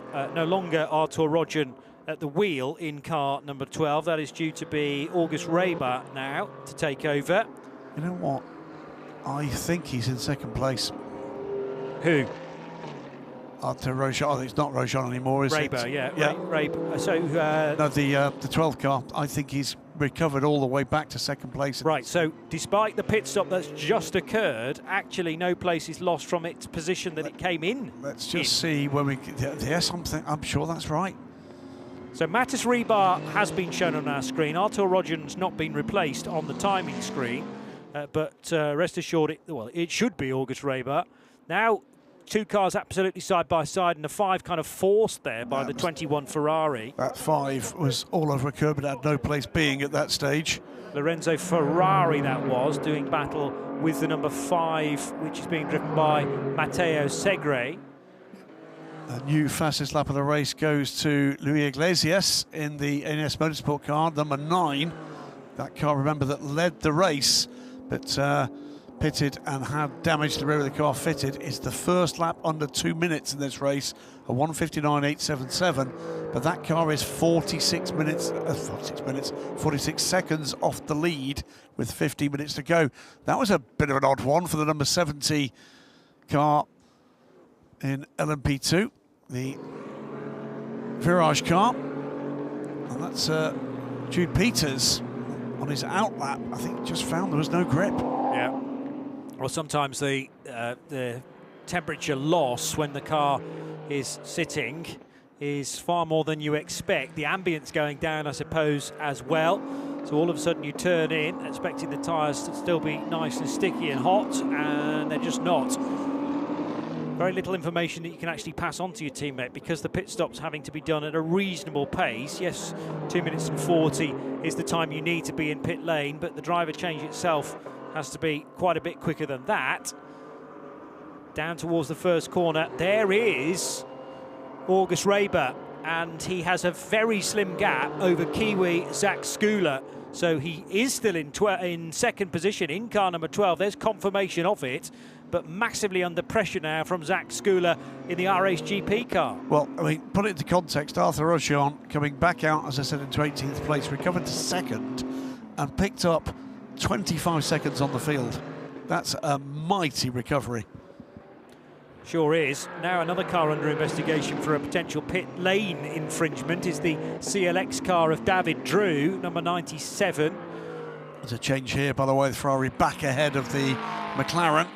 So Licio Dono goes by Jean-Baptiste Simonard. Drama for an Aston Martin, and which one is that? Because it says a tyre down. It's the leading car. It's the GT3 race leader for Ethan Isha, having just taken that car over from Sebastian Moreno, who said it was a total trouble-free stint. I had no traffic, it was a dream. Right. Now the right rear's gone for Ethan Isha, the Swiss racer, and he's going to have to try and get it back as quickly as possible, but that surely is the class lead gone. He's lost half his lead already to that timing point. We look in the background here because it should be David Fuminelli in the bright red Kessel Racing car, and it's not going to be long before he gets there. It's suspension, not tyre, I'm going to offer to you. Oh dear. So how on earth has that happened? Moreno said it was a trouble-free stint. He's peering at the camera out of your view, just perplexed by the whole situation. Cannot understand what's gone on. RSGP going up the inside. There's second place gone. So that's Skula, schooling Reber, you might say. August Reber didn't really have much option but to give him the place. However, on the fight back now, not done yet, and that's the better line to have, the number 12, the wider approach to turn 1. Surely he can sweep across the nose of Zach Skula. No, he can't. And Zach Skula stays in front as the Aston Martin makes its way back to the pit lane. This is how the overtake began, but it then continued down the start. Finished straight as Zach Skula for RSGP managed to fend off the reply from August Reber in the number 12 Brutal Fish by Camper's car. And here is the work as our RF Camper gets absolutely walloped. It's not a tyre. Yeah, that's what I suggested. That is bad news for what had been a spectacular run from Code Racing. David Fuminelli, by the way, has gone through into the lead. Licio Dono, Jean-Baptiste Simonard, they're the 1, 2, 3 now. And too long. Well, to fix suspension rather than just switching a wheel is going to take 15 minutes probably. So they're checking the tyre and where the wear on it is, but it's perfectly inflated out of your vision. So too much curb perhaps in Sebastian Moreno's stint. I'm entirely speculating. Looking in the background here, Colin Queen is going well here and is catching this battle for second place. This is going to be a 3-car battle in, well, a couple of corners, I think. It's going to be more like Colin Queen looking for a way past the 12 to get to Zach Skula. gap, by the way, between Matthias Rieber and Zach Scoulard is just about 5.5 seconds. 3 abreast GT cars almost into the chicane. The camera fooling us for a moment, but that's the Blackthorn Aston Martin, number 91. Battle for 6th place between Blackthorn, the second of the AF Corsa cars, and the recovering dynamic Porsche. So that's Tom Canning in the Aston, Marco Bononomi in the AF Corsa Ferrari, and then Matteo Crisoni in the white Porsche with the blue rear wing end plates, dynamic GT. And there's confirmation of all the drivers that I've just uttered. So into Beausset corner, the double right. Interesting one here, Breton Racing, the lead car in LMP3 Pro Am, team manager to Race Control. Yes, okay, well, that's very rarely good news. I wouldn't have thought there'd be something to Race Control for an early congratulation result. Was there an investigation underway that involves 45 62? minutes to get, I can't tell you that anymore, I'm afraid. But it's possible. Louis Iglesias, by the way, remember I told you fastest lap of the race? He's making places up. He's up to 14th. It's another fastest lap of the race with a 1:59.811 for the ANS Motorsport car. Next target, Colin Noble in the Vector Sport RLR car in 13th place. I have found another area now where I can research or revisit the race control messages, and yeah, I didn't see anything about 62 prior to that. So scrolling through frantically, leave that one with me. No problem. 44 minutes to go. Lead battle coming down under 5 seconds now. Zach Scoulard closing in on Matthias Rieber. Brutal Fish by Campus, Ligier versus R-Race GP Duquesne. Second Brutal Fish car under pressure now. Car 24, drive through penalty, causing a collision with car 17 at turn 8. We saw that incident. That was the car that went over the left-hand curb and cannoned into the Kessel Racing car. So that 24, that's a Racing Sprint Le Mans car, now in the hands of Oscar Christensen, currently in 6th place. Warning flag track limits for Jean-Baptiste Simonard. That 3rd place car in GT, and he's having to push because he's being closed in now by Valentin Haase-Clos for his 3rd place. Yeah, there was nothing referring to car 62 prior to that message that said team manager of car 62 to Race Control, so I can't offer you any answers to that. Did you mention about the unsafe releases, though? Potential unsafe releases. 2 cars under investigation, and they just happen to be 2 of the potential podium runners in GT3. 51 AF Corsa Ferrari for Eliseo Dono, and the Jean-Baptiste Simonhauer McLaren for SMC Motorsport, and they incident involving car 51 and 77. So maybe it was one unsafe release, but that is being now investigated as if one car was released into the path of the other. So 51 and 77 are having the microscope upon them. David Fuminelli in number 17 Kessel Racing car, still leading GT3. Zach Scoulard just edging closer to the leader. It's 4.5 seconds now. Plenty of time to do it at that pace. August Rieber has been dropped a little. He's still fending off Colin McQueen. Enzo Peugeot, meanwhile, is beginning to pick up pace and close in on that group. Could that be 3-4 cars deep in a lap or two's time? David Fuminelli, meanwhile, has got Oscar Christensen between him and Eliseo Dono. That gap is 10 seconds. What is happening here? This is the Inter-Europol car going straight on at the chicane. That was William Carlson, I think, in 43. 10th position for William at the moment. David Drew ahead, but Hayden Chance is more of a threat potentially, and Hayden Chance has got by, so that was Carlson's moment. And Hayden Chance and Matteo Segre are the ones to benefit. M Racing 68 up to 10th, and the 23 Events Racing car number 5 now up to 11th. Zach Skula putting in a personal best lap time last time through, so he is quicker than the race leader Matas Rebar. Zach Skula hustling on. He's within, well, just more than 4 seconds now, the gap from second to first. Coming down 10th by 10th here and there. And that, at this stage, is all he needs to do. Yeah. Well, the fairly nifty timing screen on livetiming.fiawec.com, and I do mean fiawec.com, because that carries this session as well, this race as well, rather suggests that Zach Skula will be in a striking distance to make a pass for the race leader within 7 laps. Actually make that 5 laps now. So that gap's coming down nicely from first to second. And there's still a very good fight for third position as well between August Raber and Colin Queen. Less than a second between those 2 cars. I'm watching the gap back from that pair to the charging Enzo Bergeau. 3.5 seconds it is, and it's coming down. Looking a bit further back, and looks to me Luis Iglesias has caught Colin Noble. Colin Noble, meanwhile, is also charging. So we've got a group further down here, out of the top 10, charging towards a group at the bottom of the top 10. Incident involving drivers car 58, James Sweetnam, and 62, which is Zielonka. That is the 62 car. Yep. Drive under investigation, behaviour. Okay, so that was when Zielonka and Sweetnam were in the cars prior to the pit stops, therefore. So that is why 62 has been called to race control. Yep. So that offers a well, it doesn't answer, say is who we believe's at fault. Well, no, because that's the whole point of the investigation, I suppose. So we will find out more as some of that is unearthed.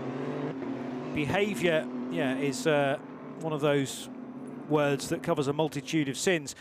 Car into the pit lane is William Carlson. Now, he has just had a moment at the North Chicane. Meanwhile, the 50 and the 12 car at very close quarters, and that's Colin Queen now ahead of August Raber. So I said that gap was coming down, and Queen, the American, is now in front in that the two Ligiers doing fight. Remember, Zach Skula drives in his Duqueine and is expected to be with Matas Reber in about 3 laps.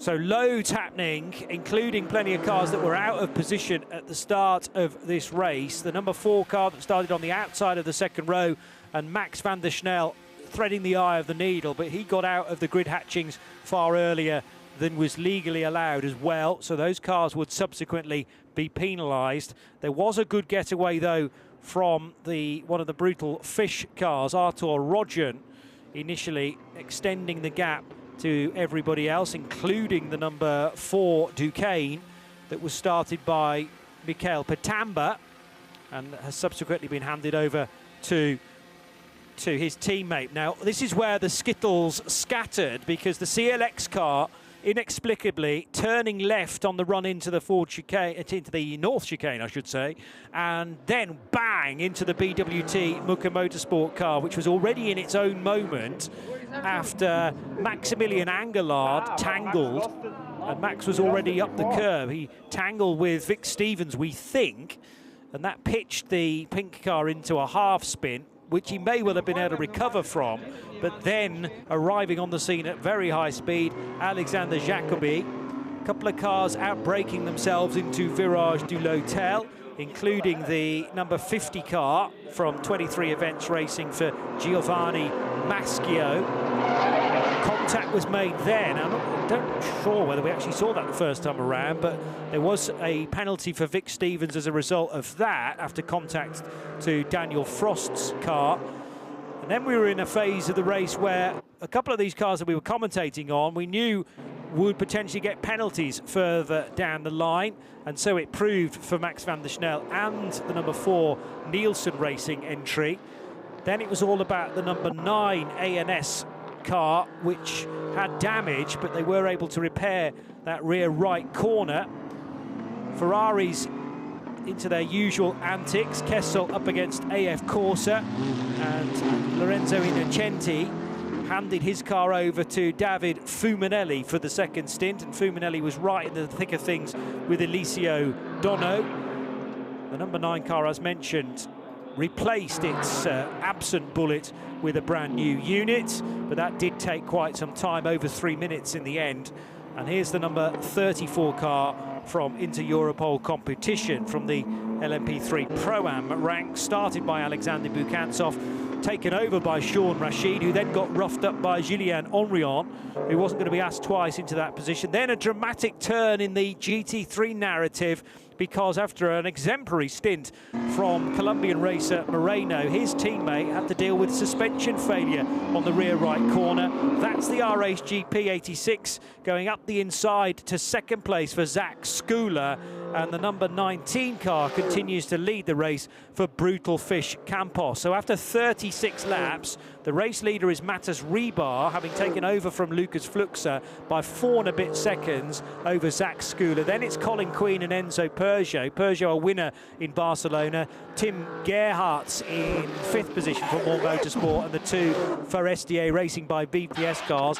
Breton Racing, they lead LMP3 Pro-Am, although their team manager has been summoned to race control just to go through something that's happened out on track, and we'll investigate further in just a tick. Then Motorsport 98's Julien Henrion after a cracking drive and overtake. Sean Rashid's hanging on to 3rd in Pro-Am, mind you. And in GT3, it's Kessel Racing's David Fuminelli from Eliseo Dono, Jean-Baptiste Simonin and Valentin Hasclot, who's charging hard in the Racing Spirit of Le Mans car. But the 51 and the 77 are both under investigation with a related unsafe release. So one may be in the clear and the other one the rather guilty party, but we will need to wait to find out about that. Thanks, Johnny. And while you've been wrapping up where we've been, let me give you a couple of updates. One of them just completing now, long pit stop for what had been the 3rd place Brutal Fish by Campos car, August Reber. He rejoins in 36th place after a 3-minute pit stop. Car 51 is getting the 10-second time penalty added to the next pit stop for unsafe release. That's the 2nd place car in GT. But also, while you were doing the highlights, the 4th place car, Racing Spirit Le Mans, gets a 10-second penalty, and that was for a collision with the 51. Okay. So what we do know is, whilst all of that is counted back, the McLaren is de facto up into 2nd place. Yeah, and there may well be some other things for us to look out for as well, because it's a busy time in race control with continuing investigations potentially.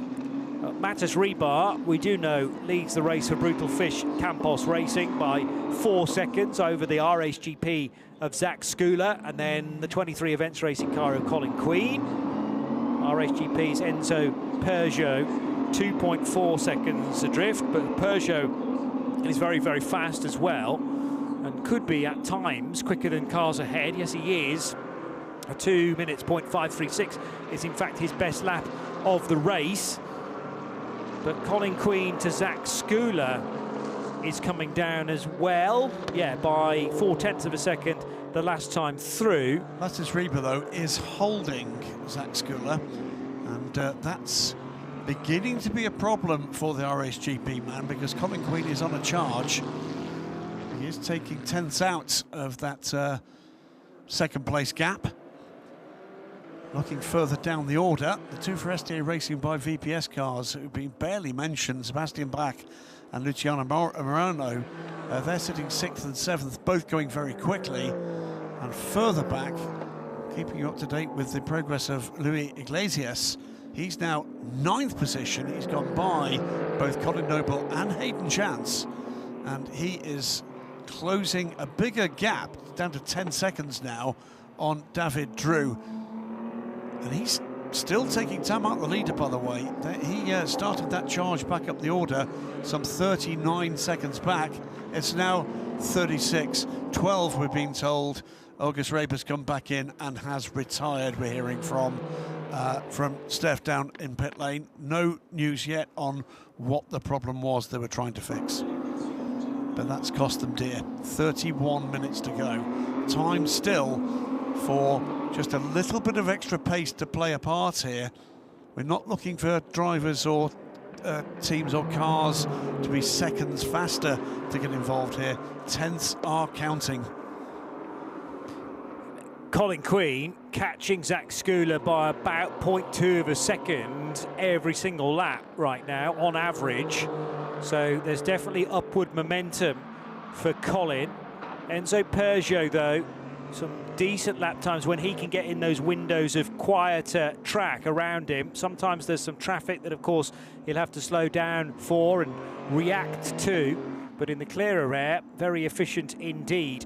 Iglesias, by the way, another fastest lap of the race. I think that's his third in pursuit of David Drew. And that gap, there was 10 seconds, is now down to 8.7. Ajit Kumar there, looking on. Yeah, so keeping an eye and a wave for the camera, which is good to see, and all his fans back home and around the world. Roman Wozniak now driving his car. So Ajit beginning the Ajit Red Ent by virage number 16 and handing the car over to Romain, his French teammate. But yes, Iglesias' pace is alarming, actually, just as he was doing in Barcelona. But David Drew in the 97 car is also going pretty well. He's in turn faster than Luciano Morano further up the road for Forestier Racing, and that is those pair, in fact. So Morano in the green and black, followed by David Drew. What we don't have in shot, although he might just be creeping through there, was Louis Iglesias, or he's too far back. He's 8 seconds back. Okay. But to give you an idea, last time around, Iglesias was 1.7 seconds quicker than the leader. That is phenomenal. And, well, I'm now paying even closer attention to my colleague Anthony Miku's comments about Louis Iglesias' stint in Barcelona, which kind of went beneath the radar again, which is in danger of doing right now, apart from the fact that he keeps doing fastest lap after fastest lap. But he was wedged in the middle order in Spain as well. However, one of the quickest drivers out there. Side by side on the approach to the North chicane on this occasion. This is the 58 GG Classics car, so 4th position. Yeah, indeed. It's another fastest lap of the race for Iglesias, and he's closed that gap. Remember, 3 laps ago to David Drew. No, you know, no mug in an LMP3 car. Yeah. That was 10 seconds. It's 6.8. Yeah, absolutely phenomenal pace by Louis Iglesias. As I say, son of a karting world champion, and lives, well, his family kind of are resident very close by to this venue. So it's somewhere that he will have spent quite a lot of his youth, I would imagine, and started doing laps around here at an even younger age than he currently is. Colin Queen again steadily catching Zach Skula within 7/10 of a second now. He's with him. So that's fastest lap of the race from Louis Iglesias. Took 1.8 seconds out of the lead. Now down to 33.4 seconds to the lead, but running out of time to get into that company. There's a couple of mighty 10-second gaps in amongst that 34 seconds. But it looks to me as if he's going to catch David Drew. Drew, by the way, is right with Luciano Morano, so has been for a few laps. There's potential for a couple of more places to go. That would bring him back up to 7th place. Just under half an hour still to go. There is Colin Queen, and just ahead of him then, the 2nd place car of Zach Skula. Skula's got within 3.3 seconds now of the race leader, despite Matisse Rebar, who leads, doing his best Sector 1 time and his car's best Sector 1 time of the race so far. But very neat and tidy indeed from American racer Colin Queen, carrying good momentum out onto the Mistral. There's the race leader in the foreground, the brutal fish by Campos, Matisse Rebar of Slovakia, and bumping his way down towards the North chicane. Gap back to the first of the RHGP cars, which is Zach Skula, pursued hotly by Colin Queen, and then even further behind is Enzo Peugeot, but he's also in the 2-minute 0.8, so he's a bit quicker than his teammate last time around, Zach Skula. Starting to stack up nicely for 2nd, 3rd, and just in the distance, 4th position. Yeah, it is coming together nicely. This is a 3-car lead battle, no doubt about it. It could well be 4. Enzo Peugeot still catching. So 4 cars in it for the podiums at the moment. Tim Gerhardt's doing well in 5th, but not quite there on overall pace. He's also under pressure from the pacier of the 2 for SDA Racing cars. Sebastian Bach right with him. In LMP3 Pro Am, Breton Racing's Yosemite Robinson and Guillaume Henrion are together on track. So Henrion has caught the race leader. So that's up for grabs. Trouble for the 70. It's another LMP3 car rather than the Pro-Am, and that's Jude Peters in 14th place. So how did he end up there? It was a potential conflict with a GT car. Almost it was. I think there was a brush there with the McLaren, but it certainly wasn't the McLaren's fault. Let's have a look from this angle. So Jude Peters losing the car on the brakes. The tighter approach to the North Chicane in an attempt to lap the McLaren. And yeah, that could easily have wiped out the SMC Motorsport car for Jean-Baptiste Simonauer. He had with him Valentin Haas-Clos as well for Racing Spirit of Le Mans. Now David Drew has pitted. So the 97 car comes down pit lane. Was there a penalty for that car? Don't think so. No, I don't remember one. Although I'm now trying to remember whether there was an investigation for car number 97, but the car inexplicably, yeah, it was under investigation for a pit lane infringement, David Drew. But I don't actually remember seeing a result of that investigation. Rear covers off the car. Okay, so this is not related to the investigation. It could get even worse, in fact, then, for David Drew. Well, that's given a place to Luis Iglesias, and now he has clear line of sight of Luciano Morano. That's for 7th place. And here are 2 cars arriving together into the first corner. That's for the lead battle. That's the lead battle in LMP3 Pro Am. This is Guillaume Henrion charging on here on Leo Semi Robinson, looking up the inside. Can he do it there? Can he? Yes, I think he can. That's the lead for Guillaume Henrion for Motorsport 98. Our reigning champions back in the lead of a race here in 2026. 62 tempted to have a bit of a nibble there. That would have been the wrong place to do it. Car 77, meanwhile, that is our de facto 2nd place car in GT3. Gets a drive-through penalty for track limits. It's carnage in GT3. Kessel Racing's David Fumanelli has kept it clean for the moment. 10-second penalty for the 2nd place car, 10-second penalty for the 3rd place car, drive-through penalty for the 4th place car. Unbelievable. He's laughing. Yeah, Fumanelli all the way to the finish, and deserves perhaps a bit of good luck after what happened in Barcelona. Was it not him that was spinning at the final corner at Barcelona and into retirement just before the checkered flag? So again, destined to come here at Le Castellet to maybe finally get some good luck. Luis Iglesias has done a 2 minutes and 1 second lap. That's awful, Louis, compared to what you were doing.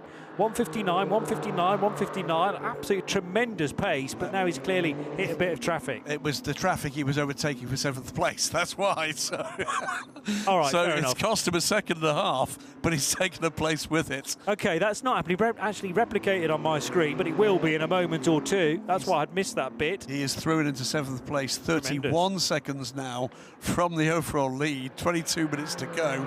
He's got a 10-second gap, 11.9-second gap now, by the way, to Sebastian Bach, who's right with Tim Gerhardt. I'm not going to say he's not going to do it. Wow. Okay. I think his pace has been phenomenal. Yes, it has. Oh, trouble there for, that is the 2nd place car. That's Zach Skula. So Skula's out wide. Colin Queen was still being behind him before that happened. Oh, the rear wing. Look at the rear wing.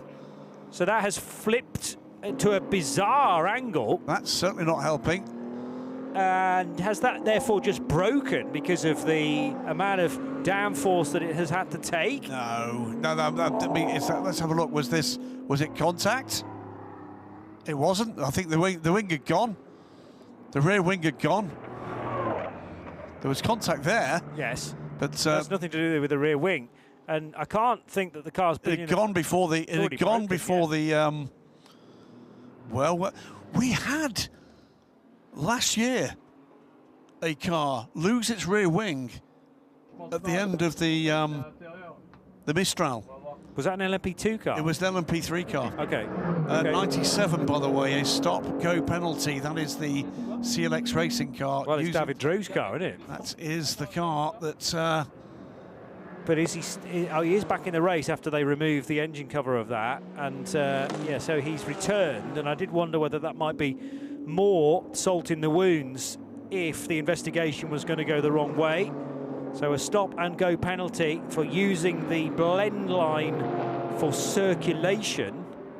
Not quite sure what that means, but crossing the blend line is a message I am more familiar with. Anyway, side by side on the approach to turn number 1, and around the outside will go the number 4 Duquesne, now being driven by Jules Caranta. And Caranta therefore getting the place on 68 Hayden Chance. But Hayden Chance is going to try and get back again into turn number 3, but no, not quite close enough to do that. So Caranta makes that stick for 10th position. Meanwhile, Colin Queen starting to reel in the race leader. Oh, there was a spin actually that led all the way to that. So that initially delayed Hayden Chance, did it?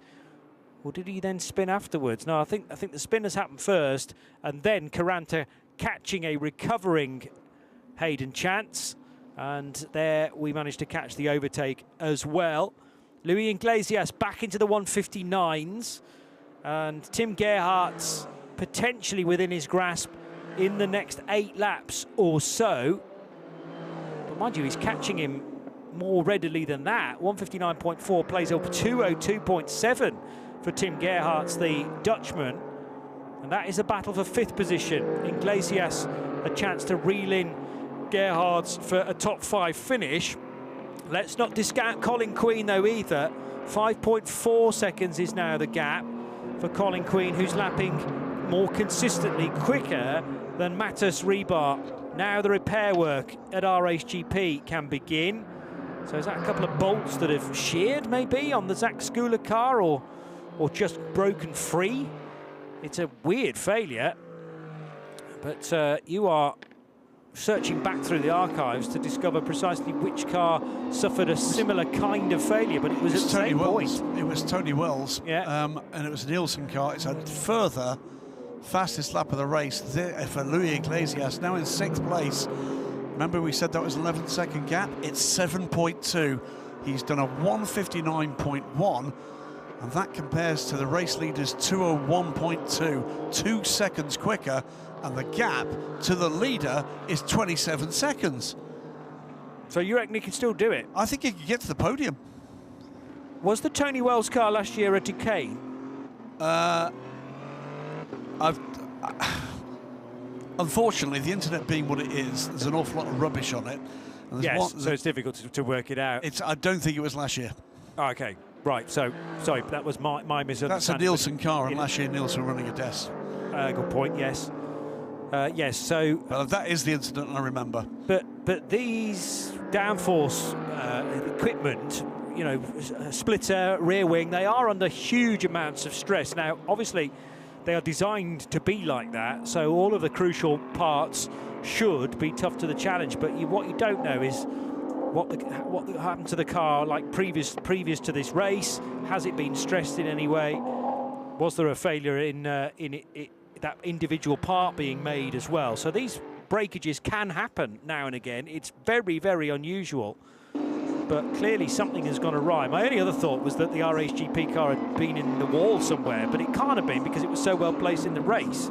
So it's a bizarre failure, absolutely nothing to do with the chasing Colin Queen, even though some contact was actually made at one point between Colin Queen and the 86 RHGP car of Zach Skula. Massive disappointment for the young Kiwi, though, because he was doing a very good job in trying to defend from Colin Queen, who was the faster of the 2 cars, but Colin still needed to work his way by. Enzo Peugeot's quicker at times than Colin Queen now as well. So the gap was coming down first to second, or second to first, more appropriately. And Enzo Peugeot, that time around, was in the 2:07. Yeah. So he's quicker than the race leader, not quite as quick as Colin Queen, but they are exchanging quick air times. Still the standout, though, is Louis Iglesias. He's just done a 1:58. 1:58.9. It's under 5 seconds now. It's 16 minutes to go. It's 24 seconds to the lead. And why is the number 9 car a little further down, I hear you ask? Well, Maxwell Dodds had the difficulty with the rear section, didn't he? It was the repair work required on the legality panel. But they did that without being told, as far as we're aware, to do that, knowing full well they were likely to be. And here's the point, that took them, what is that, 50 seconds longer in the pit stop. Yeah. And they're 23 seconds off the lead. On the pace he's showing, he should be 25 seconds in the lead. Yeah. 86 car, and we're hearing Zach Scular is retired after that rear wing problem. So it was a 3 minutes and 33 second pit stop to repair the rear right bullet on car number 9, ANS Motorsport. So that's 50 seconds longer than they needed to be on pit lane. Absolutely. That's the point, yeah. Is that it means that they've effectively lost 50 seconds with that repair. It would have taken them longer than that, but they've done it within the pit stop. So count that back against the 22 seconds he's now back. It's another 1:58, by the way, and another fastest lap of the race from Louis Iglesias. And if you count that back, he should effectively, without that bullet being lost, be almost 30 seconds in the lead. That's a remarkable performance. Sure is. Just to be able to do one of those laps, a 1:59, let's say, once and twice, but that is his pace, actually. Well, the other remarkable thing about this stint from Iglesias, by the way, is he's taken, just looking here, now 19 seconds out of the leader, and he's passing cars while he's doing it. Yes. Meanwhile, car 91, 10-second penalty added for overtaking off track and a lasting advantage. The 91 car is where? I've lost it. And that's not just you losing a car on the screen either. Oh no, I'm being cruel. It is Curia-Cost Blackthorn car. That car. Tom Canning. Yeah, so that's hurt them in a position where there were potentially places up for grabs in GT3. For context, the pole time, which was also from the number 9 car, by the way, was a 1:58.5. He's 4/10 off. So he's 4/10 off in a car that will be fuller with fuel. I mean, the cars are getting pretty light now, bearing in mind we're 13.5 minutes away from the end of the race. But nevertheless, and it was Iglesias, was it not, that did the time? We just checked back, because that was, well, many hours ago this morning in LMP3, but it wasn't Iglesias' time, a 1:58.532, to take pole position by 0.4 of a second from Artur Rodjan. So, yeah, I mean, there is scope for him to get even closer than that, but we're not a million miles away from being able to set a pole position time, but in the race. Iglesias is now 1.3 seconds off the 5th place car. He's taken 8.5 seconds out of that lead in 4 laps. He's a bit good, this kid. One to be watching for sure as he works his way up the ACO rules ladder if he decides to stay with us. It's yet another lap in the 1:58s. Yeah. It's not the fastest lap of the race, but it's yet another lap, the 1:58s. No one else, I don't think, has been in the 1:59s. You may well be right. I mean, it's quite a challenge to even get to that kind of ballpark figure, but then to be going a full second quicker than that for Louis Iglesias is a mighty statement. He's 19 seconds off the leader, and if he can pick up another 2 seconds on the cars ahead of him, he'll be on the podium. Yeah. Oh, no, sorry, he'll be 4th. He'll be in 4th place. Yeah. But I'm pleased that having had the sign from Barcelona to say, watch out for this guy, you know, it was very easy to miss his stint in the second phase of the 2 Hours of Barcelona 3 weeks ago. Now at least we are witnessing this in real time. And Louis Iglesias, mightily impressive then. I need to get his correct date of birth, because he's still very young, and probably only this was his first opportunity to race in LMP3 level cars this year. I think last year he would have been too young in actual fact. He's gone by Tim Gerhardt, by the way. He's now up into 5th place. And he's done that, by the way, on a lap where he's done another 158. Here's a potential overtake for the... There he is, in fact. So Iglesias down the inside. That's him. Gets the move done. Fourth place. You're kind of just rattling it off nonchalantly. This is a complete... Your deadpan delivery is sheer... It's a completely remarkable stint. Yeah, yeah. I was saying, your chin is on the floor right now. It's just you can't necessarily hear it in Graham's voice. But, I mean, we are astounded by this speed from Louis Iglesias. Enzo Peugeot, who is certainly another guy to be watching for the future, is trying to hassle Colin Queen and catching him at a reasonable rate of knots. Well, not on that lap, actually. Yeah, not on that lap. He's had a bit of a stumble, I think. Yes, agreed. And Queen now starting to pull away a tad, but that was an intriguing fight. Now, is that going to put him in a dangerous spot regarding... Oh, trouble. That's the 22 car. That is the trajectors. Matisse Poulet. Now, that car's stranded as well. Could this be a moment? What happened here? Out of frame, sadly, so we can't answer that question. But Poulet spins. There were a couple of GT cars out of frame. We saw them at McLaren coming into through the frame, but there was a Kessel Ferrari and one of the Aston Martins. So I think that was the 21 car, and possibly the Courier Cost car that's with him. Could one of those been involved there? Here's Julien Henrion bouncing his way into turn number 5, and it hasn't managed to shake Leo Robinson at all. Motorsport 98 up against Breton Racing, and has Leo Robinson just been taking that extra bit of care about his tyres, therefore? Or, well, there's an element perhaps of Julien Henrion just managing this, but the problem is there's quite a bit of traffic up ahead here, so Leo Robinson could fashion an opportunity to get back in front. Particularly if there's a spun car there. Oh, is that still the recovering trajectors car of Matisse Poulet? Not sure it is. So maybe another car off the road. So did Poulet leave the scene is the next question. 24 car. He's been stuck there for quite some time if it is still him. What's happened here?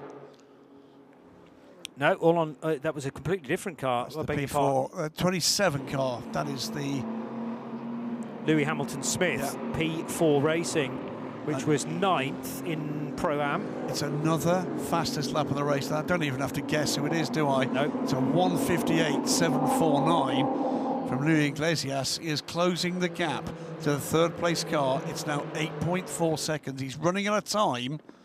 He's got to basically pick up a second a minute.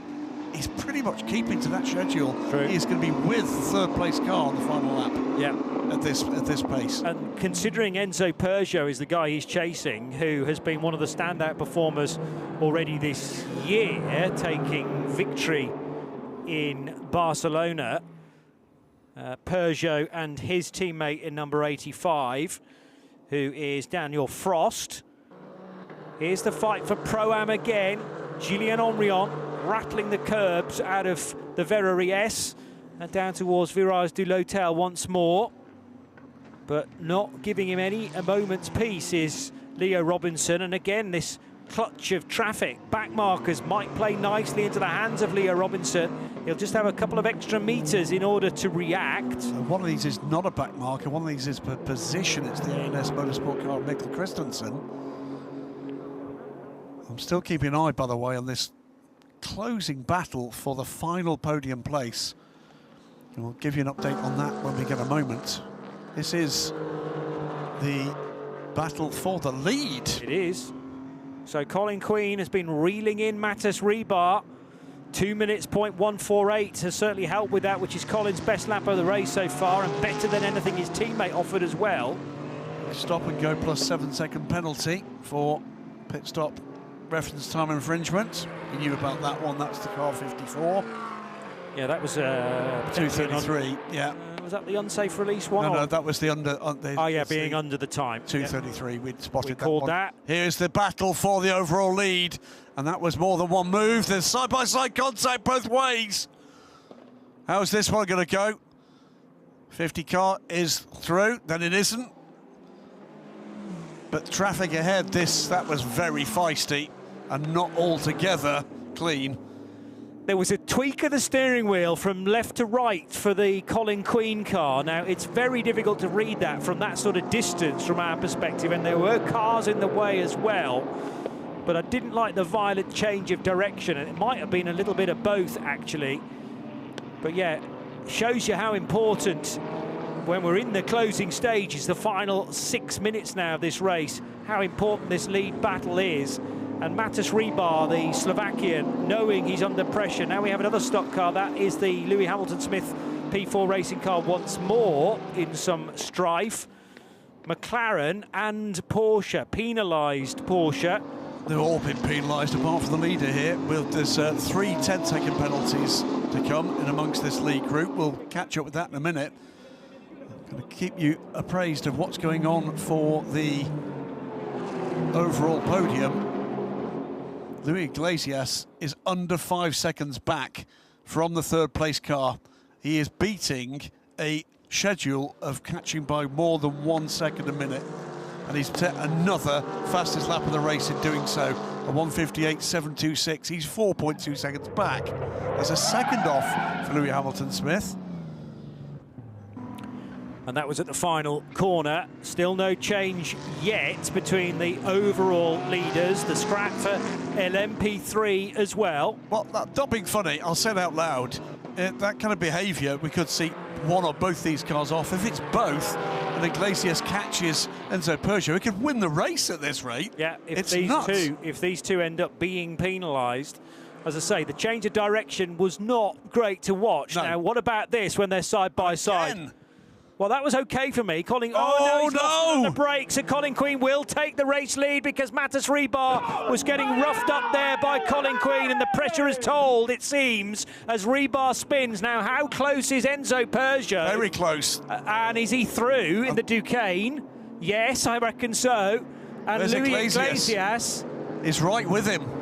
2.2 seconds adrift. And going very quickly. 1:58.7 last time around. Another fastest lap of the race from Luis Iglesias. Looking for a way by Matas Rebar. I can't think Rebar's going to get back up the speed quickly enough to stay ahead of Iglesias. His tyres are not going to be in good shape either. Certainly not.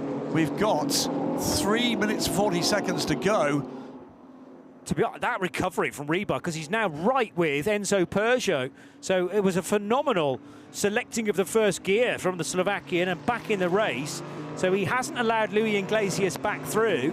There's the Breton racing car behind Gillian Omrion still, right? Yeah, yes, indeed. And in fact, Omrion has got a bit of a gap to it now. This is a remarkable finish. 3 minutes and change still to go. And I still feel like this race has got a bit more to give, because Rebar, well, is he faster than Enzo Peugeot? Rebar's quick. Enzo Peugeot is quick. Here we go. This was just getting too deep into it, wasn't it? Just a little bit too aggressive, and that's the result there. In the moment, he's a podium sitter. But for how much longer? It's another 1:58 for Luis Iglesias. He is 1.4 seconds back from Rebar, who is, in fact, it's half that. It's 7/10 back. That was all about the angle that Rebar was trying to approach the North Chicane at, and there might have been just a bit of some marbles maybe in the middle of the road as well. But yes, as he opened the steering a tad and then the tighter turn into the North Chicane, the tyres were not having any of that. They had also been to the dirty side of the racetrack, of course, prior to turning in, so it might have been lack of grip in that respect. That's Iglesias all over the curb, by the way. So second, third and fourth together now. Peugeot, Rebar, Iglesias. Behind the McLaren here. This is the battle for second. It's anyone's guess who's going to finish and in what order. But the flying Luis Iglesias, you'd be sensible to put your money on him at the moment in the number 9 car. Let's just run the viewers. Luis Iglesias got in this car, I think, in 18th place and 39 seconds off the lead. He's now battling for effectively second with 1.5 minutes to go, and he's 2 seconds off the lead.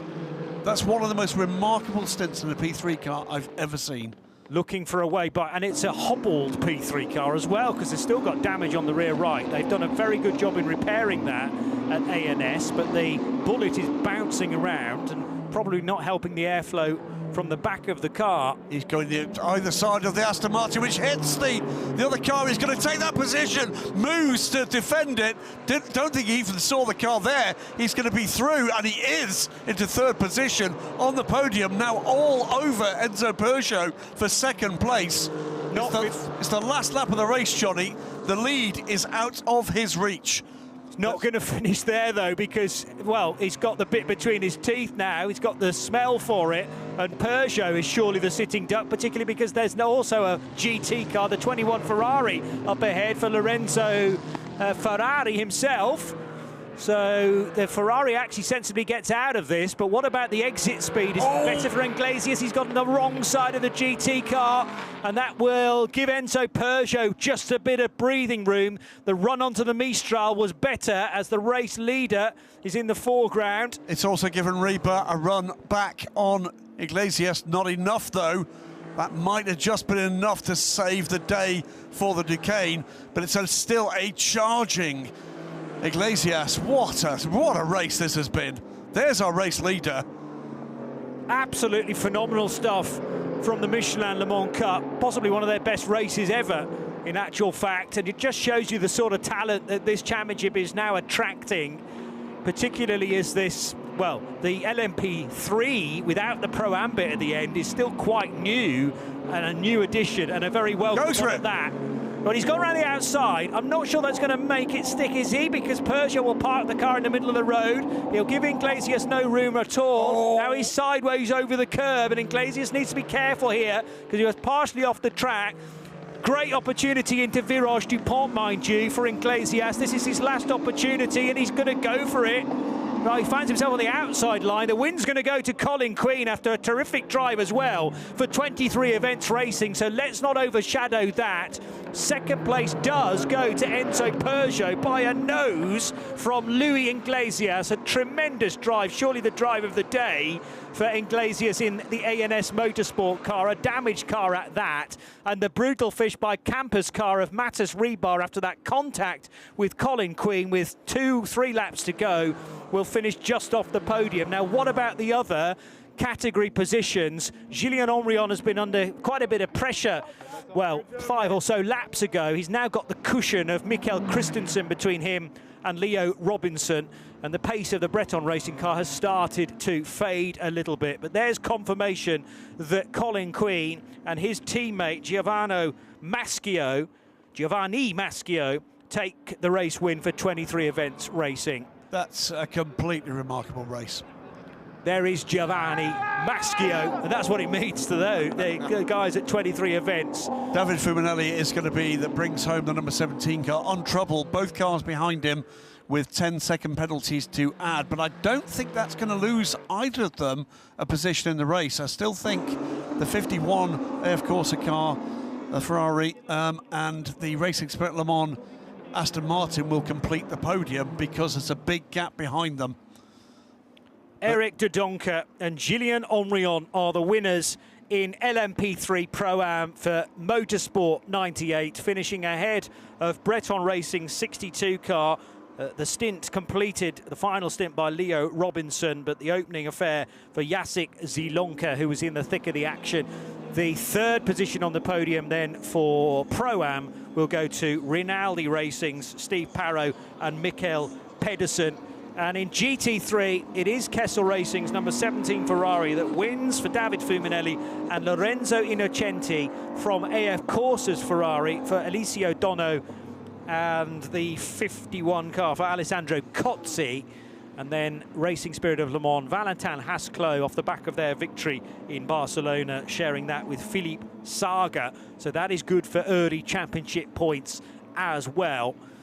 And now, as Al Kamel, our official timekeepers, refresh the screen, just want to make sure that there haven't been any last-minute changes with various penalties issued. But no, the crucial spots are all still the same, and I am completely out of breath by the end of that.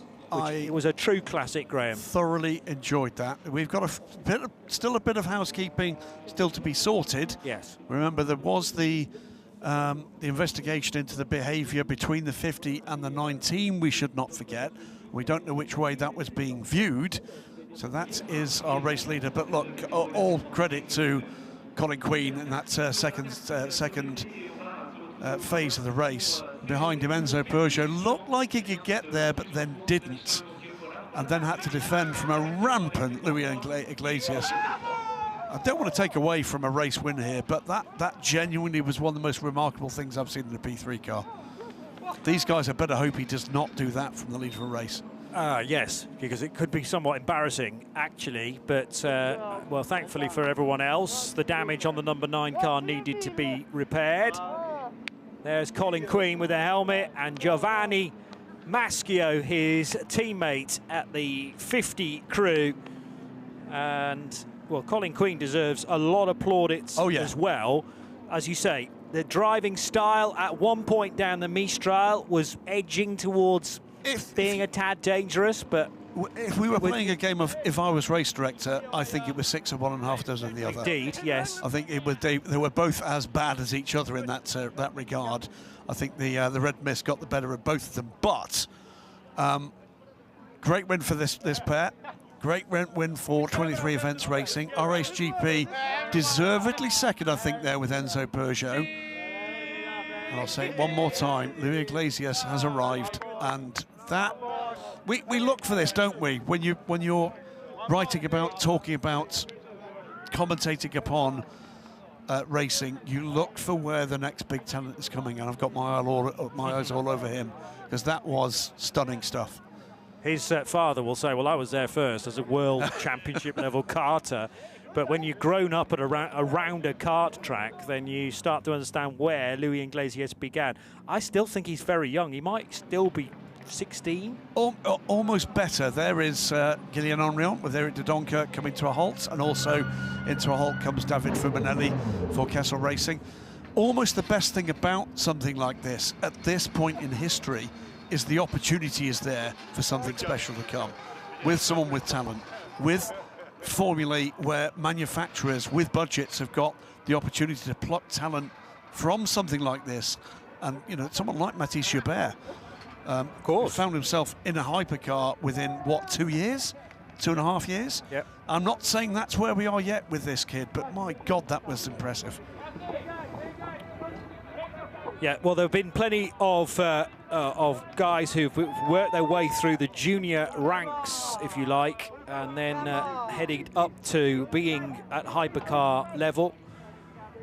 Malte Jakobsen springs to mind as well. Yep.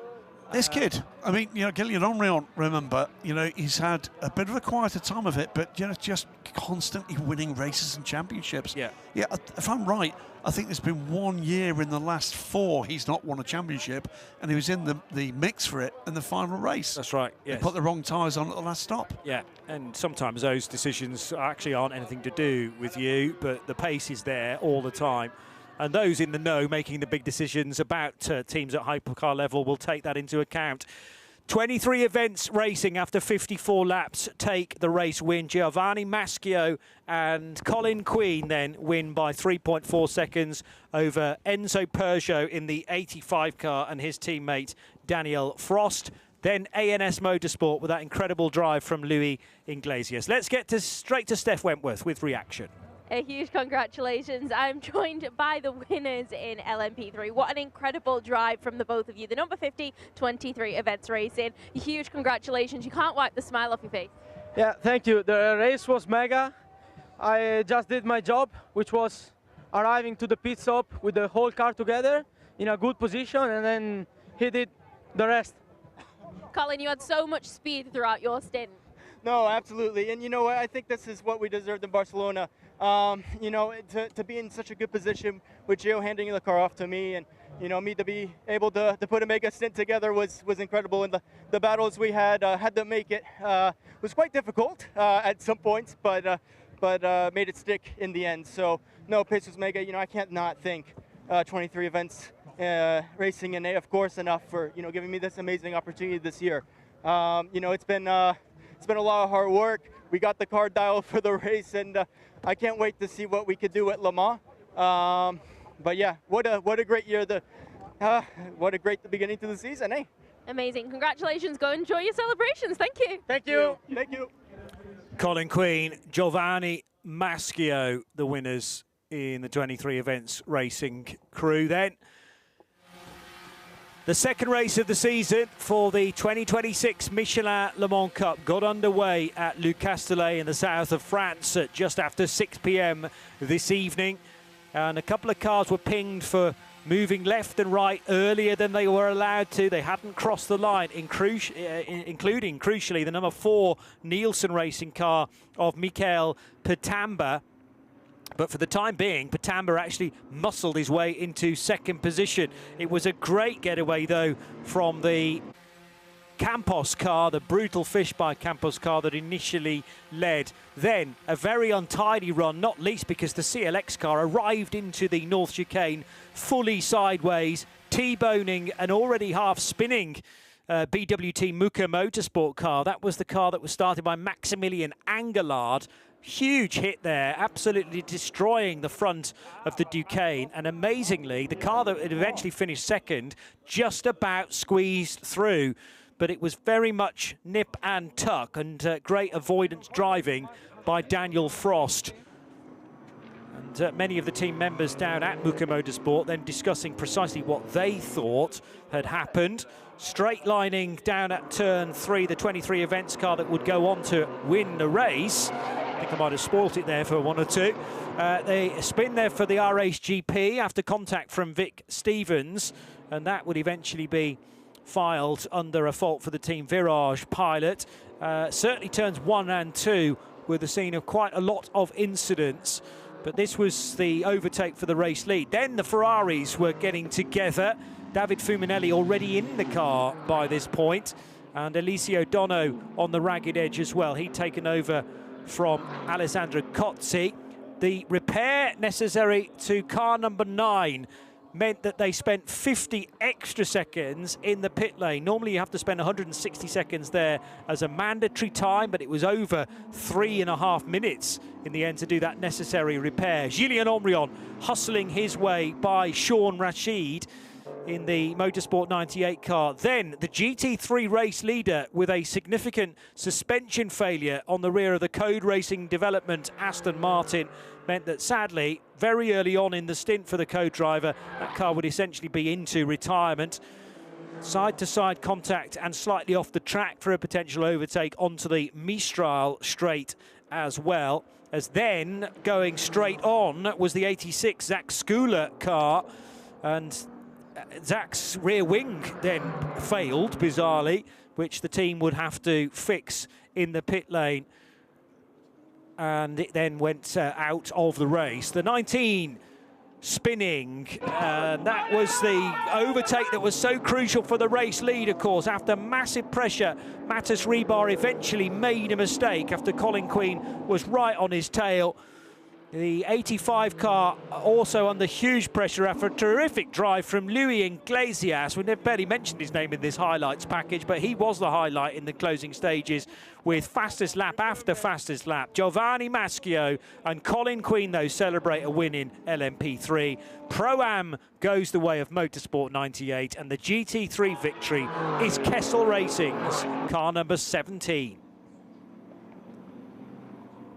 Well, that was a race. We'll add, by the way, post-race, we've got further investigation.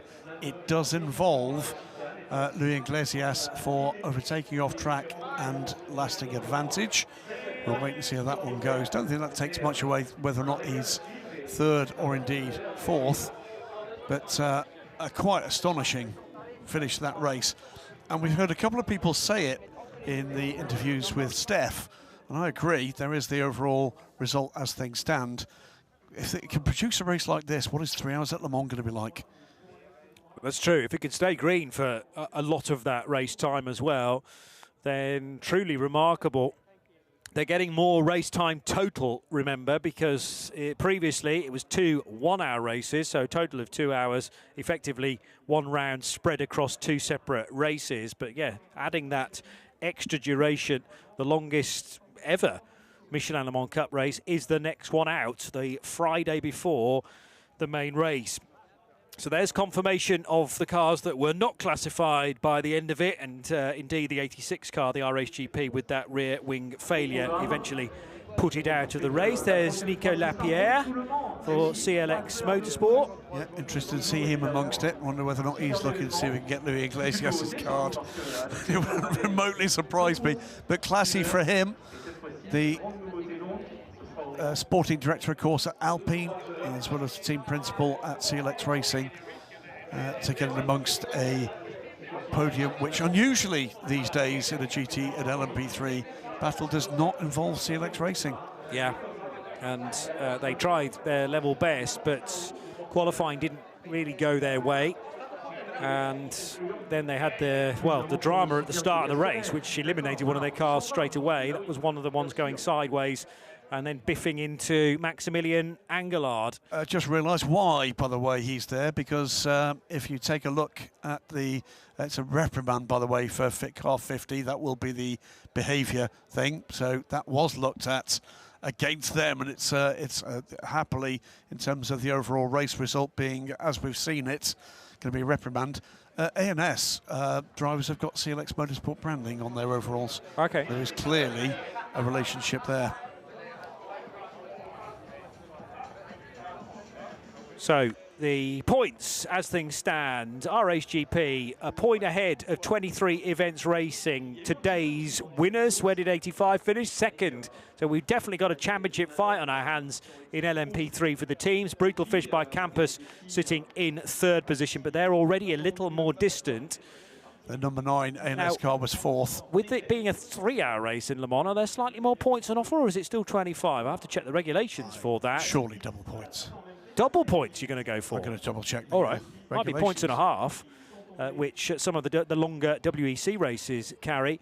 The LMP3 Drivers' Championship then are effectively the same, but just with the drivers added. So Enzo Peugeot and his teammate number 85 in the 85 car, Daniel Frost, do lead, but by a single point over today's winners, Giovanni Maschio and Colin Queen.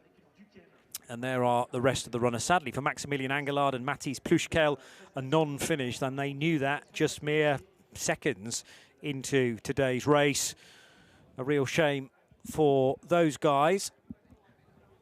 Give you the points in LMP3 Pro-Am and in GT3 in a moment or two. But the LMP3 podium finishers raring to go in just a second.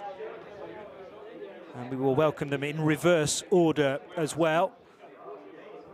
So Brutal Fish by Campos, despite being a 1-2 runner partway through that race, don't actually get either of their cars onto the podium, but their best placed is fourth. Now, here's the points in LMP3 Pro-Am, and it's a gap of 10 points from Breton Racing, today's second place finishers, and the winners, Motorsport 98. In fact, Motorsport 98 and Rinaldi Racing are tied on points, both on 33, and then a further 9 points back into Europole competition. Racing Spirit of Le Mans just a point back from that, and then GG Classics 6th ahead of Rinaldi Racing, P4 Racing, High Class, and Agit Redant by Virage. So those are the 10 cars entered into LMP3 Pro-Am for this year. Bibendum is ready to go on the podium. And, hang on a minute. Car number 9 is now going to have a 5-second penalty added to the race time. So that will take it off the podium. And I think that's the reason why we're hanging fire with regard to the podium itself. So it's 5 seconds for overtaking off the track. And therefore, yes, the results that have now been refreshed drop the Louis Iglesias car that he shares with Maxwell Dodds to 4th place and promote Brutal Fish by Campos to 3rd place. So we are going to see Matas Rebar, after that tremendous recovery, he had the spin into the North Chicane, but they then had to effectively locate first gear, keep his peace of mind and go again. And I was amazed that actually he'd rejoined in front of a hard-charging Louis Iglesias. wasn't able to keep him behind him on the road, but those places have now been switched back again. There is a glimpse of Enzo Peugeot, who finishes in second position and should be the championship leaders heading to Le Mans. Still with 4 races to go, of course. 3 hours at Le Mans and then 3 times 2 hours to close out the season at Spa-Francorchamps, Silverstone and Portimao. But yes, this is the reason why the podium is taking a little bit longer to sort out, just to ensure that this decision is made. And this drops Luis Iglesias and Daniel Frost back a spot. And it will mean that Lucas Fluxer-Cross and Matas Rebar will be on the podium for the Campos Racing crew. And partway through that race, they were looking very dominant indeed, the team from Spain. First and second. That was actually before the pit stop phase, which in LMP3 came a little bit later than LMP3 Pro-Am and GT3 pit stops, mainly because all those cars in Pro-Am and GT3 started with their bronze-rated drivers, and it's the wise decision to get the bronze out as soon as they've done their 50 minutes drive time, and then you get the Pro in to make the run to the finish. But that shouldn't take any shine away from Luis Iglesias' efforts. We did call that at the time. It was the final run through Garlaban when he was right over the curb. Here are the LMP3 Pro-Am drivers' standings, by the way. So Jacek Zielonka and Leo Robinson are on 43, 10 points ahead of Eric Dodonka and Julian Henry on today's winners. Then it is Mikkel Garda-Pedersen and Steve Parra also on 33 points, and then that gap of 9 back to the 4th placed driving pairing and the rest. It's way too early to tell you that it's starting to develop into a 2 or a 3 or a 4 horse race, because anything can happen in the Michelin Le Mans Cup. But as we wait for the first podium, let's get to Steph Wentworth with more reaction from the other categories. Joined now by the winners in LMP3 Pro-Am, the number 98, Motorsport 98. Eric, congratulations. What does this win mean to you? We are back. I'm so happy because we were unlucky at Barcelona. I did a mistake at the start. I got a penalty, and I think I did a good job. I mean, I kept with the 3 in front, and Gillian, as usual, did a fantastic job. I mean, it was a bit. I was a bit nervous at the end because there was some traffic, and but at the end we made it. Julian, a win on home soil, it must be even more special for you. Yeah, I mean, to win in France, I didn't remember it, but yeah, it's really special. Race wasn't so easy. I took a bit of time to relax my tires at the end of my stint, which helped us to put at the end custom good speed. And yeah, I'm really happy of it. Congratulations. Enjoy your celebration. Thank you. Eric Dodonka and Julian Henry, big grins for the camera there, and great to see Eric actually climbing up on the pit wall to will Julian Henry home, give him a clenched fist and a cheer as he crossed the line, because there was some pressure, although it did start to fade in the last couple of laps or so from Leo Robinson. That is Iglesias, Luis Iglesias, I think, explaining to the team his disappointment. Okay, so the podium is still being discussed right now, but that's fine because it gives us opportunity to catch up with the GT3 winners now with Steph Wentworth. Joined by the winners in GT3, it's the number 17 at Castellet Racing. What a drive, a super competitive category. Lorenzo, how was that for the first stint for you? I don't know how to say in English, but full speed. I think my heartbeat was 180 all the time. Really, really tough stint, good pace, then an unfortunate contact with a P3, but managed to stay sort of behind the group, and so it was, yeah, a great stint. Very happy with my performance. I gave everything I had. David, we can never doubt your speed at all, but it's a lesson in being patient as well. Yeah, exactly. I mean, it's a great comeback. I'm so happy for us, for Lorenzo, for the team after the bad luck. After what happened in Barcelona. I think we deserve to be there. We worked very hard on the car to improve the setup after Barcelona because we struggled a lot. And it was a classic Le Mans Cup race, a lot of penalties. We stayed out of trouble. The pace was good, especially at the end. So we pulled away, and yeah, it's fantastic to be back on the top step. Congratulations. Go and enjoy. Thank you. Thank you. Yeah, well, that's a classic example of the tide turning, isn't it? As he said, that final corner incident, a clash with another GT3 car put them out of the race within sight of the flag. The number 10 Racing Spirit of Le Mans Aston Martin leads the championship, though, by 12 points over AF Corsa's 51 Ferrari. And then it is the Kessel Racing, today's winners Ferrari, with their first points on the board. SMC Motorsport build on their performance in Barcelona. So Philippe Saga and Valentin Hasclo will head to Le Mans as the championship leaders over Alessandro Cozzi and Alicio Dono. Then David Fuminelli and Lorenzo Innocenti, the guys we've just heard from. Gonzalo De Andres and Jean-Baptiste Simonard in their SMC Motorsport McLaren ahead of the rest. Oscar Inzovic and Marco Bananomi in there. Ray Acosta and Lorenzo Ferrari. Acosta was certainly in the thick of the action at times as well. Tom Canning sharing with Claude Bouvet in the Blackthorn Aston Martin. And they get 8 points to their charge. So the LMP3 Provisional Championship standings see a gap of just a point between RHGP and 23 Events Racing, with the Brutal Fish by Campus car promoted to third position because of that penalty for the Luis Iglesias car. So just to refresh those places, it puts Lucas Fluxa and Matas Rebar into third, or remaining in third position, but with slightly more points as a result. They move to 27 now. Lucas Fecuri and Sebastian Bach on 14, as are Max van der Snel and Tim Gerhardt. And then the final few points positions. So, thank you for your patience in regard to this podium. I assume this is still the LMP3 podium rather than moving to Pro-Am. Anthony Dreve is Master of Ceremonies, I notice, as well. So he's hot-footed from a commentary booth neighbouring us to oversee the podium presentations. Yes, it is. So Brutal Fish by Campus. The duo there, number 19, is Matas Rebar and Lucas Fluxa. Second position going to RHGP, and they retain their championship lead with those points, Daniel Frost and Enzo Peugeot. But the win will go to two very, very happy drivers. Big smiles on the faces of Colin Queen and Giovanni Maschio. And we will hear the national anthem of the winning team.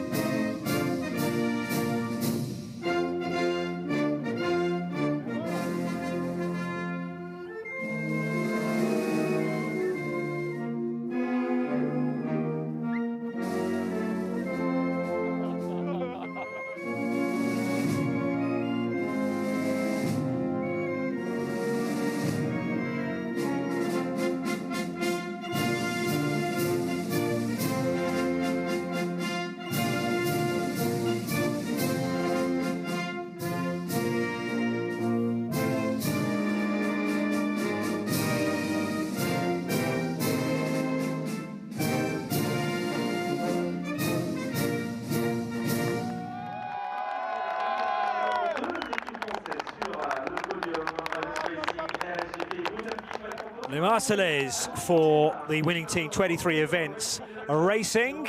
So congratulations to them. And here then the presentations to be made by Michelin themselves. So first of all, to the third place finishers. For Jean-Baptiste Desfarges, who is doing the presentations, the Michelin Motorsport Customer Racing Director. So thank you very much to him. And a great collection of team members down beneath them, with photographs being taken, and also, well, a great reception as well, particularly from those assembled here supporting and being part of 23 Events Racing. A team still fairly early on in their ACO career, but somebody to look out for sure. Absolutely aligned, as you can see on the overalls with AF Corsa. There's certainly every evidence that the Michelin Le Mans Cup has become something of a talent spotting arena. And the spirit within which that race was contested, particularly in the latter stages, I think proves they've found some talent, haven't they? And that's the thing, because the amount of teams is continually growing, it feels, in a championship like this and in the ELMS, then there's more competition for that talent as well. You're up against some big crews. Well, it's a new era, isn't it? We've got these teams aligned with the bigger teams. There is the championship standings. RSGP's 85-car leads by 1 point from 23 events racing, number 50, winners tonight. Brutal Fish by Campos on 27. RSGP's second car, the 86, a little way off in fourth. You've also got this other theme, Johnny, which is teams coming into sports car and GT racing from other forms of the sport. RSGP, very much more known for their single-seater. Brutal Fish by Campos Racing, again. And, you know, in GT racing, touring car teams looking now to GT racing and even into sports cars. And it's because there is a track where careers can be forged and business can be done. Yep. And it's catching on. So there are the points again. I think I gave you them not too long ago, but Daniel Frost and Enzo Pergio lead by a point over Colin Queen and Giovanni Maschio. And there was that adjustment, of course, to the third place finishing team. So that has altered the points very slightly in LMP3. Mikel Patamba and Jules Caranta, remember, qualifying so well, but only 2 points to their name to this stage. And a thought as well for Maximilian Angelard and Mathis Pluschkel. They could have had a very strong race this afternoon and evening, but eliminated really early on after a half spin, but more crucially, massive contact from a high-speed arrival for Alexander Jacobi, fully sideways and into the chicane. So a quick redress of the podium, and this should be now the presentation for LMP3 Pro-Am. That should see Rinaldi Racing with Breton Racing and an ebullient Motorsport 98. Very different results this weekend from those we saw in Barcelona. Here we go. So third place going to Steve Parrow and Mikkel Pedersen, car number 66 for Rinaldi Racing. Second place to Breton Racing for Jacek Zilonka and his teammate Leo Robinson. And Robinson, well, stuck with Julien Henrion in the closing stages until it just got a bit too much, and one of the LMP3 non-Pro-Am cars got in between them, which finally gave Julien Henrion a moment's peace. Amato Ferrari watching on as well, I noticed. We'll be keeping an eye on the 23 events racing effort, but here comes our winners, Eric de Donker and Julien Henrion from Motorsport 98. And once they're established on the top step, we'll be hearing the national anthem of the home nation of the team, Belgium. Do you know the Belgian national anthem? Yeah, you will in a minute. I could hum it. I've watched enough WRT races, mate. Oh yeah, fair dues. Right, well, let's pause and allow Anthony Drevet to introduce the music.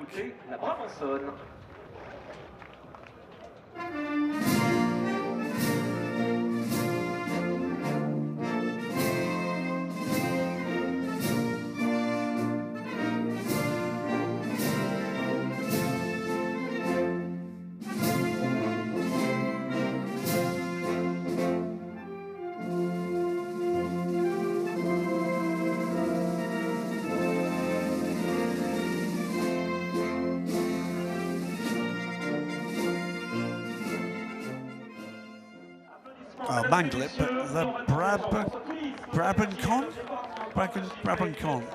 Apologies, Belgium, but it is a very familiar tune nowadays in motorsport, principally due to the successes of Team WRT and GT Racing, but not least in the Michelin Le Mans Cup, to the successes of Motorsport 98. I'm going to say La Brabançon. It's got a little a tail, hasn't it, on the sea? La Brabançon. That makes is a guess. That's nice. But, you know, it's probably closer than what you got to. Our friends from Total Energies presenting the trophies. Another valued partner to the Michelin Le Mans Cup and to this whole ELMS package. You're listening and watching in. Thank you for sticking with us. A long old day here at Paul Ricard, and I know there's a feast of other motorsport around. Well, well done if you've made it this far. To mark your card for tomorrow, by the way, as the pyrotechnics are launched at the end of the LMP3 Pro Podium. We have a 4-hour race tomorrow, which is the second round of the year for the European Le Mans Series. The 4 hours of Le Castellet will actually be on air at 11:35 for the big build-up, together with an introduction, if you're new to the European Le Mans Series, to tell you precisely what the cars are, which categories they run in, how many drivers are allowed, and of what rating as well. So head to the FIA WEC Plus app and website to consume that. 11:35 for our broadcast start time, and the race begins at midday for 4 hours. It's a 10-point advantage for Breton Racing over Motorsport 98 and Rinaldi Racing, and then a further 9 points back for the fourth place team, Inter-Europol competition. So Jacek Zielonka and Leo Robinson will have a reasonable gap over Eric Dodonka and Julien Henrion, but so many more points on offer. And, well, yes, this Henrion-Dodonka victory is just inching them level now with fellow team, the Rinaldi Racing crew, who finished third today. Is it going to stop there? I sincerely think not. And we have potentially got 3 teams, therefore, that could give us a season-long fight. And that's rather discounting the team that finished in 4th position of Sean Rashid and Alexander Bukantsov, who have looked strong through the course of this weekend as well, particularly Bukantsov's talents when it comes to qualifying. So one more podium to go. This is for the GT3, and the national flags are illuminated now on the front of this rather snazzy podium at Paul Ricard. 3rd position going the way of the winners in Barcelona. So it's another cracking result for Racing Spirit of Le Mans, for Philippe Saga, the Austrian, who started the car, and Valentin Hasclot, who joined him just beyond or just under half distance. In 2nd place, the 51 Ferrari of Alessandro Cozzi and Eliseo Dono, getting congratulations from Bibendum as they head then to the 2nd step of the podium. But the victory goes to Kessel Racing, coming back from that horror show at the end, where contact put them out of the race at the final corner of a 2-hour race in Barcelona. So congratulations to the duo of Lorenzo Innocenti and David Fumanelli. And we will hear the national anthem of the winning team, Kessel Racing.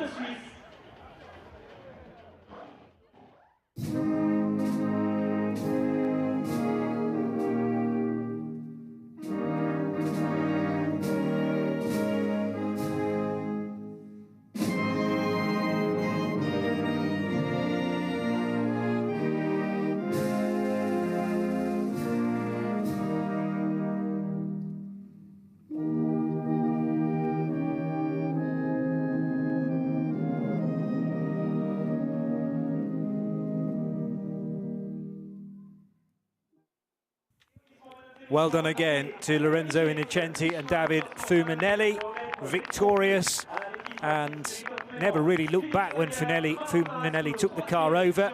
19 seconds clear in the end of Eliseo Dono in the AF Corsa Ferrari.